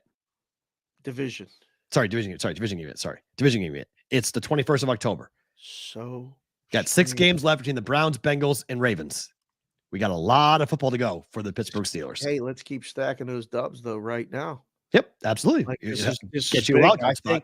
I think the Steelers are going to make the playoffs. They got the Giants this week at home. Monday Night Football. 6-2. We had some things planned that are not going to be planned for that. So we're going to do some other stuff. I'll confirm today. We've been maybe invited to that game, and I don't know if that's like would we really fly to Pittsburgh to go hang out and watch a game? Maybe. Yeah. Sure. Maybe do a show Tuesday from somewhere there. Maybe a road show. I don't know. We're working on some stuff. It's a busy week because it's Halloween week. I mean, we were there last night. Look at that. There's Sweet Lou from the 412, Raymaker 512 on the Twitter on the left. There's Mikey Awesome on the right at the Old Dominion game. Lewis is at the Steeler game last night. Great stuff. BVB lids all over the country. That was great. So Listen, yeah, man. why wouldn't we go? Well, because we got 10-year-olds that value us being home for Halloween. Like, we got things, important obligations that time we can't get back. Remember all of those things. It'd be great to go see some people. And we still might. I don't know. Steelers making the playoffs, P-Roll? Yeah, I thought so to start the year. That's my quarterback. Not Russ. I still think Justin Fields is going to be your quarterback at the end of the day. Really? Yep. It's one game. It's one game, and it's the Jets. Let's talk in a couple of weeks when it's the Ravens. Again, I was very excited that they won. And kind of the way they won with the defense in the second half, the Jets didn't score a point. But that was expected. I expected your defense to dominate the Jets offense, and it did.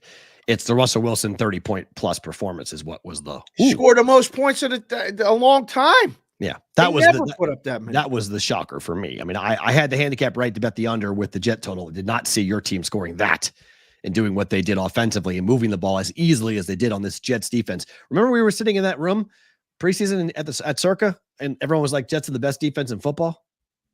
Wow. Okay, sure. They're beat up, man. That was a miss. They're hurt in a lot of places. The back end, they got 2 guys had to leave the field yesterday. I was like, yeah, that was during the game. Sauce Gardner was still out there, and he got burned multiple times. You know who they play this week, right? The Jets? Yeah. Who do they have? At New England. Oh, that's right. Yeah. They'll kill the Patriots. Who cares? Yeah, whatever. That's fine. That's a get right spot. Enjoy that. That's fine. I just need Drake May to keep on throwing two touchdown passes every single game. That's all I need. Just keep doing what you're doing, Drake. Rest of the team is Fields will get another opportunity. Yes, without a doubt. And I think he will be your quarterback in the playoffs. I think Justin Fields is your quarterback. Okay, the New York Liberty. They're the ones. Not all the other. Not the Jets. Not the Giants. Not the Yankees. Not the Mets. Not the Islanders. Not the Rangers. The team that snaps the streak for losing in New York. The New York Liberty.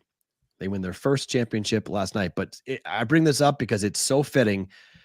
It seemed only fitting last night that the WNBA would end the year with the same controversy that every other sport's been dealing with, and that's controversy with the referees. This is Cheryl Reeve, the head coach of the Minnesota Lynx, after the game. It's a shame that officiating had such a hand in this series like this. I thought today was incredibly disappointing. That game, that decided the game. I know all the headlines will be Reeves cries foul. Bring it on, because the shit was stolen from us. Oh, stolen. She says the referee stole it. And you know what? She's right.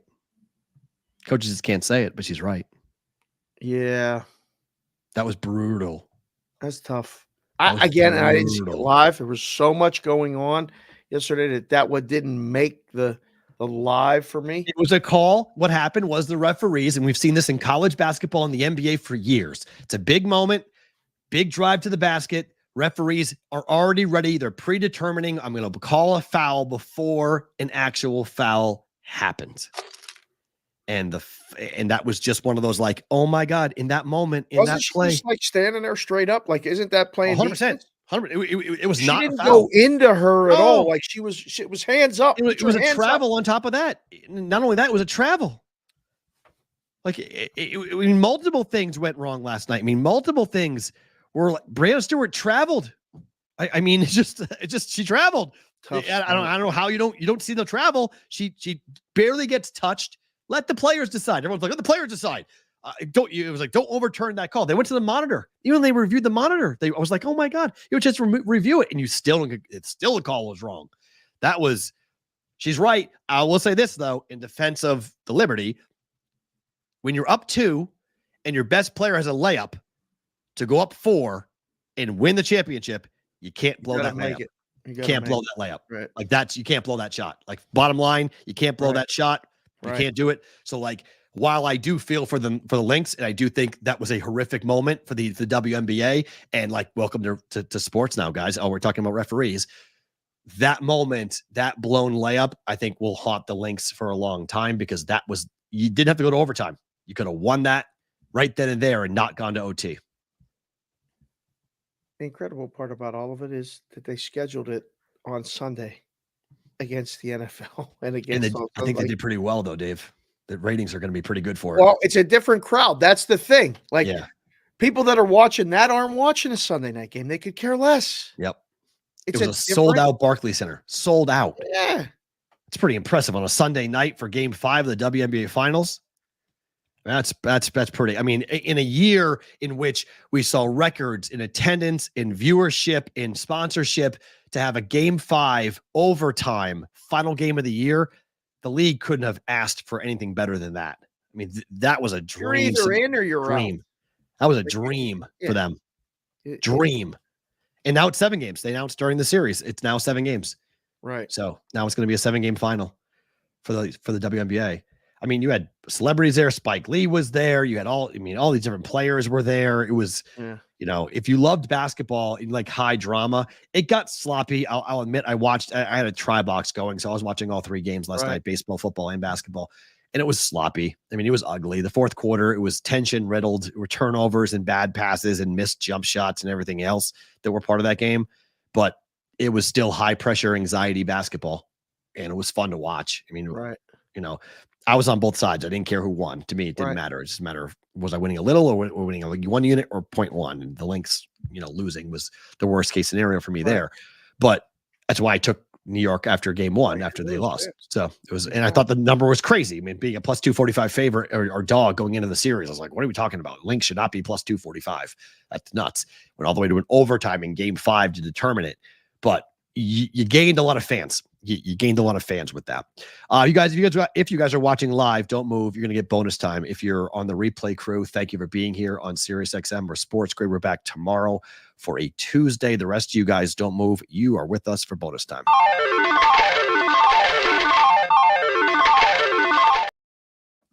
Okay, a couple things. Tonight we've got the Ravens and the Bucks. Thoughts on this game? Because I think we learn a lot about Tampa tonight if they can win this game. Oh, yeah. Yeah, this will be – I mean, Baltimore's gone on the road, especially down to Florida, in games where they were supposed to win and not played well. And Baltimore has gone on the road down to Florida, whether it was in Tampa or Miami or Jacksonville, and played really well and destroyed a team. Oh, are odds makers wrong on Tampa? Like, are they just constantly wrong on Tampa? Not tonight. No? Not tonight. No. I mean, the line's going up. NFC South is its level of competition, in my opinion. When I look at the 2 teams and who they've played and the schedules they've played, this is an NFC fade for me. Okay. This is just go lay to 3.5. Already did. Yeah. I think this is going to be, I don't know if it's high scoring or low scoring, but the Ravens give up points. I think Baker will have a couple of touchdown tosses like he's had in the past. I love Baker, and I love Baker at home in prime time, but I think that there is a possibility for Tampa to get blown out here. I think the blowout possibility is as high or higher than Tampa winning possibility. Okay, fair. Yeah. Right? I don't think, again, somebody just said it. Nick Tom just said it in the chat. Has Tampa played a 3-point game? Yet it feels like Tampa wins outright or loses by 17. Listen, it's a lot of times with the line has told you. Lamar, you guys are here. He's 25-1 against the NFC. Yeah. He owns the NFC. It's one of those spots, again, where this one starts at 5:15 Pacific, 8:15 Eastern. And the next game starts 45 minutes later, which I just do not understand. On ESPN Plus only. Only ESPN Plus. There is no 2-screen, only ESPN Plus. Really? Yes. This game, Chargers Cardinals, is only ESPN Plus. People are going to be mad, bro. Mad. Big mad. People are going to be pissed off tomorrow morning. Oh, boy. I'm going to have to probably show Pap how to use that. I don't know if he'll know how to even get that on. I don't have a clue what to do with this game. Oh, Chargers. See, I like the Cardinals. I don't know. They've lost 2 games at home already. You like the Chargers in this spot? They're better. Cardinals are better on the road than they are at home. It seems like, I mean, is this game even sold out down there? I would hope so. It's Monday Night Football. I know, but I don't know. It's like Oh, yeah, it's a divisional game, though. I mean, come on. I lived there. I'm telling you, I lived there when they didn't sell out.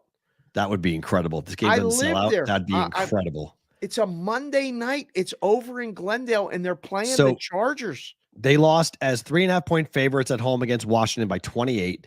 They lost by 3-point dogs by Detroit by 7. The only home win they've had so far is when they killed the Rams, and the Rams had nobody there. All the players were hurt. Yeah. And they killed the Rams. They've won at San Francisco. They lost but covered against Buffalo, and they lost by 21 last week on the road against Green Bay. Is that the hardest schedule in football? Who? Like they've played the hardest schedule in football. Hardest? Well, they didn't play the Chiefs. If they played the Chiefs, I would say that it is, but that's a hard schedule. I don't know. I think the Chargers schedule is not easy. They played the Raiders, the Panthers, the Steelers, the Chiefs, and the Broncos. Last 3 weeks have been Steelers on the road, KC at home, and Denver on the road. That's not easy. It's easier than what the Cardinals just played. Yeah, I like the run. I like the running game and the defense for the Chargers here. Total's 44. Oh man, I like the fade, or I like to go unders a lot, but I think that's an over. Okay, 15-1 road favorites in the NFL have gone 15-1 the last 16 games. You're Steelers. Risk rooms and books all over the world right now. If you're watching the show, thank you. Hit the like button, hit the subscribe button. Circa just went to 4.5 with the Ravens. Okay, and the board is lighting up. It's all 4. So they're playing the Ravens right now. This is the little pregame, lunchtime, send out, go get the Ravens, blow it, all the 4s or 3.5s off the screen. Bye-bye. If you're watching or listening to the show and you like the Ravens, go bet it now because it's going to be 4 in the next 5 minutes at the book, wherever you're looking. Unless you have a PPH, which go blast your boy. Time for better.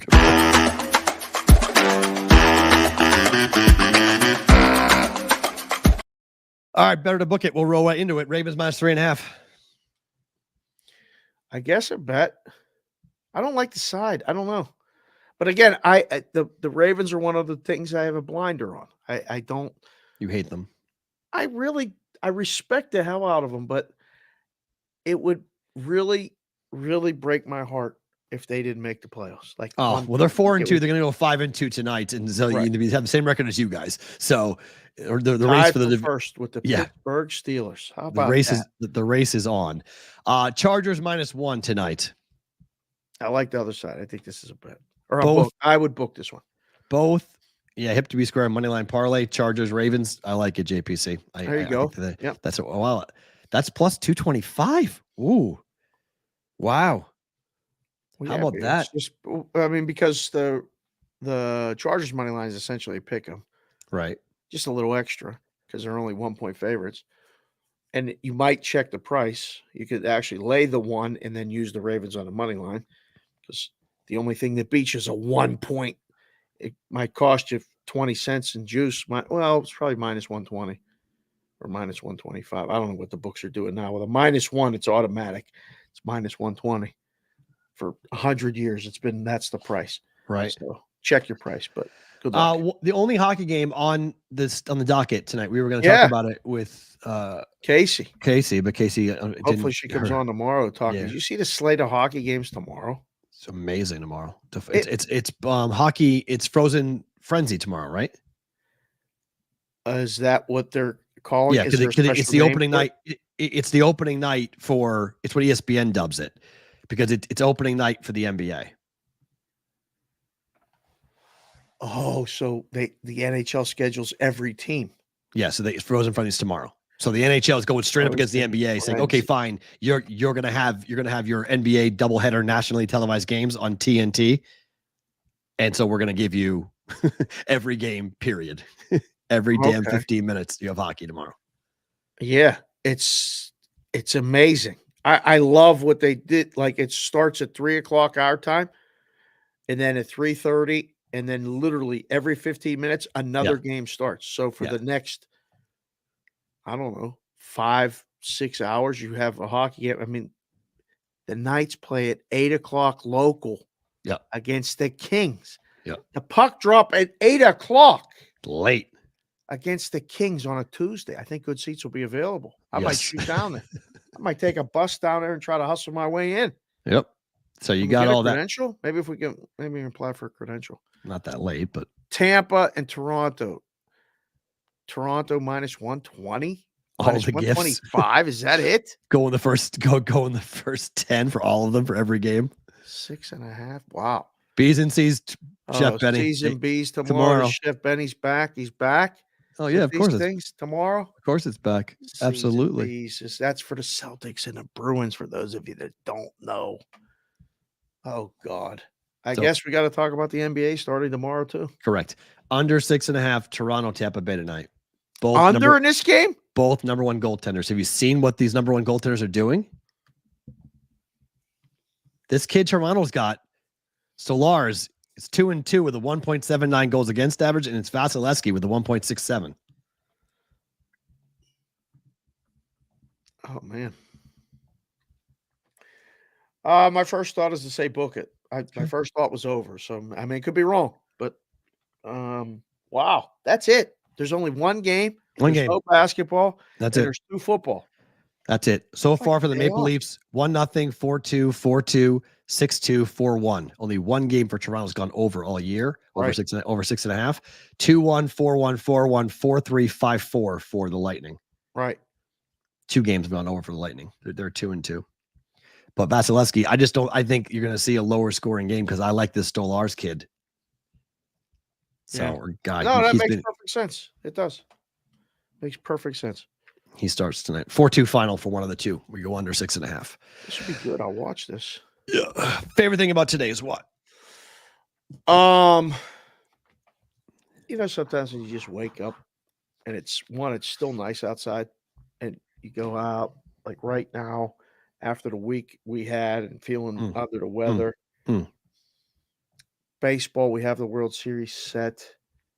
It's still like 90 degrees outside and sunny and clear and whatever. And you just smell like fall. It smells like first place.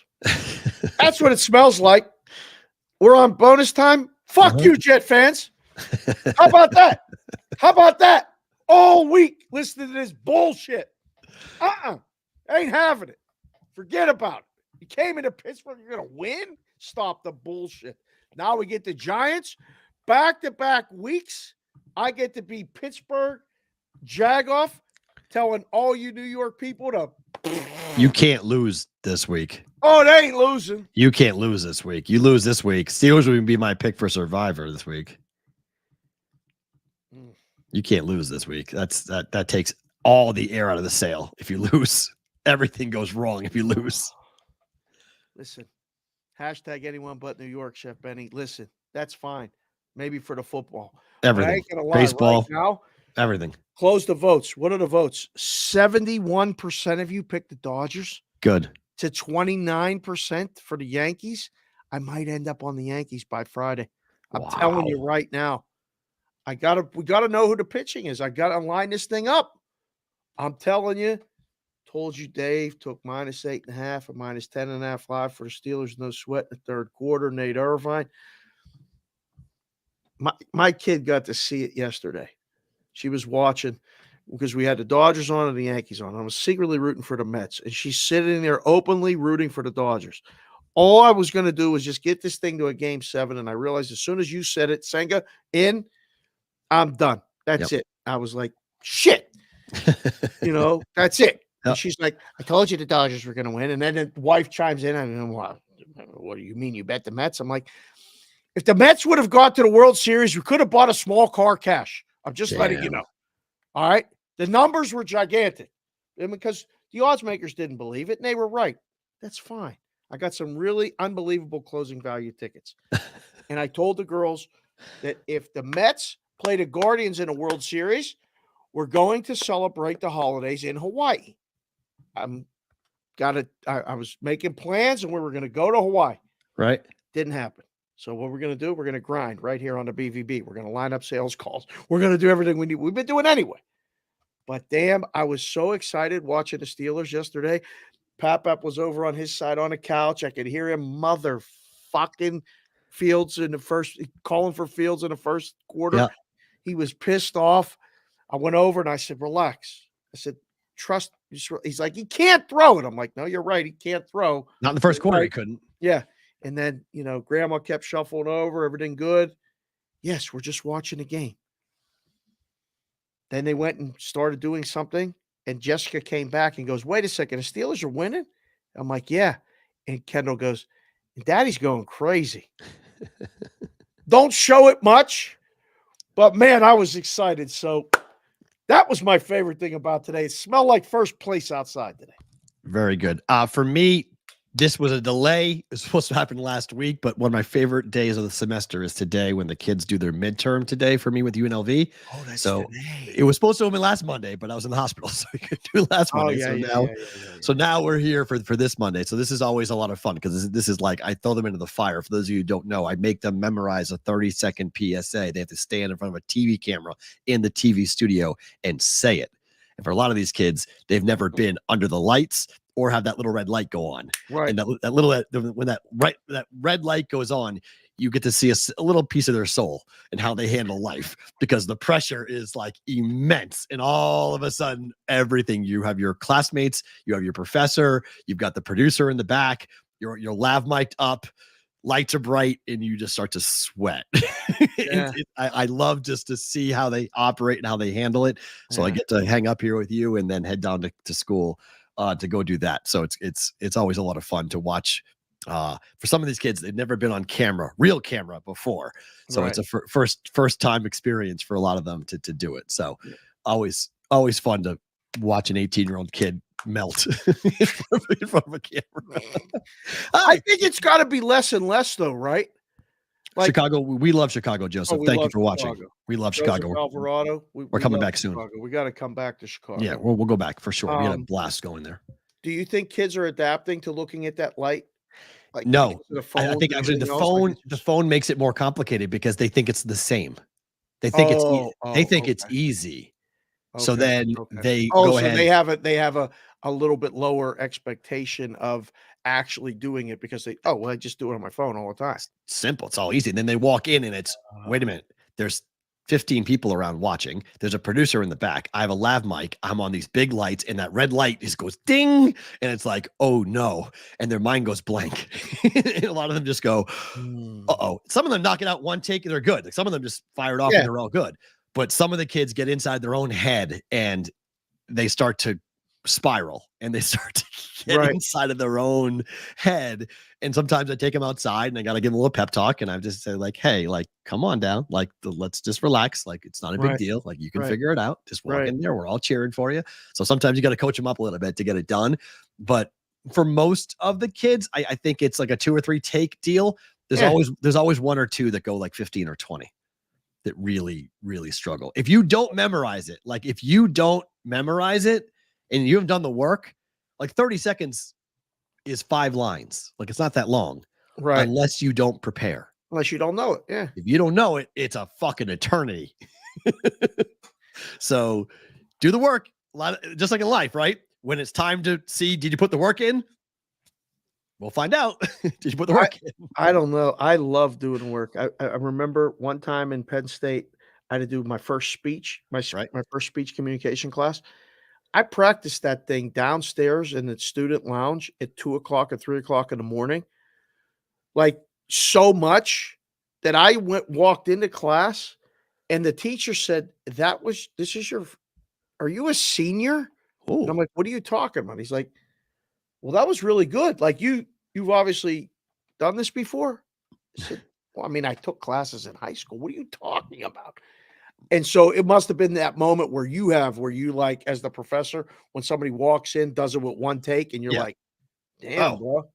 Yeah. Most of the kids, like a senior did that last year where he had been on camera. He'd been in that room for like 3-4 years. He was extremely comfortable. Just walked in, banged it out and done. Like, okay. Like I expected that for him. So I graded him pretty harshly because I was expecting it. Like I grade on a scale. Like if it's your first time ever doing it, I've never given anybody lower than a B-. I never tell them that till after they're done. Right. I say, hey, look if you got through this, you get an 80. Like just the actual act of doing it, I give you 80. Right. Then I grade you off after that. But like just can they practice before this? Not on the not when they're there. They can't go in there and do it. No, like as practice. Okay. The whole point of it is I want to make them sweat. Like I tell them ahead of time. I go, the whole point of this is not what you're going to say. I don't care what the PSA says. I don't really care how you deliver it, but that you are going to be judged on how you deliver it. It's more of feeling the experience of being in an environment and why your voice and brain act much differently than when you're sitting in your dorm room recording something on your phone. Correct. Environmentally, it makes things so much more difficult. The PSA? They do. Oh, so everyone's is totally different. Totally different. You can make it your own. I told them you can go get a 30-second PSA off the internet. I don't care. Like the words coming out of your mouth. Like I had a kid do a PSA on being pro-suicide once. It was hysterically funny. It was like why certain people should just kill themselves. Like he hated humanity. It was a right. He was a comedic kid. So he wrote it from a comedy bit. It was awesome. It was 100%. Like you got 100. I'm like, that's my barometer. I'm like, you can do whatever you want. I don't care what you say. It's how you say it and then making sure you do the things you have to do. Like stand there and memorize it and go it for 30 seconds. They have a 28 to 32 second window. Too short, do it again. Too long, do it again. They got to hit the window. So like, if you don't hit the window, it doesn't count. And I use my phone and I just go ahead and boom, boom, boom, because you talk faster when you're nervous. Yep. So you could think it's I'm great. 30 seconds on the note. Then you get there and you do it in 24 seconds. And I'm like, hey, sorry, you got to do it again. What do you mean? You talk too fast. Sorry, you got to do it again. So there's also that, the window you got to hit from in media. You can't be too long, can't be too short. You got to be right where you need to be. So go do that. Thank you for being here, guys. We appreciate it on this Monday. We are back tomorrow for a Tuesday. Hopefully, we'll get some other people coming on talking tomorrow. We'll do some baseball, probably football and whatnot. He's Casey for the hockey for sure. Casey for hockey tomorrow.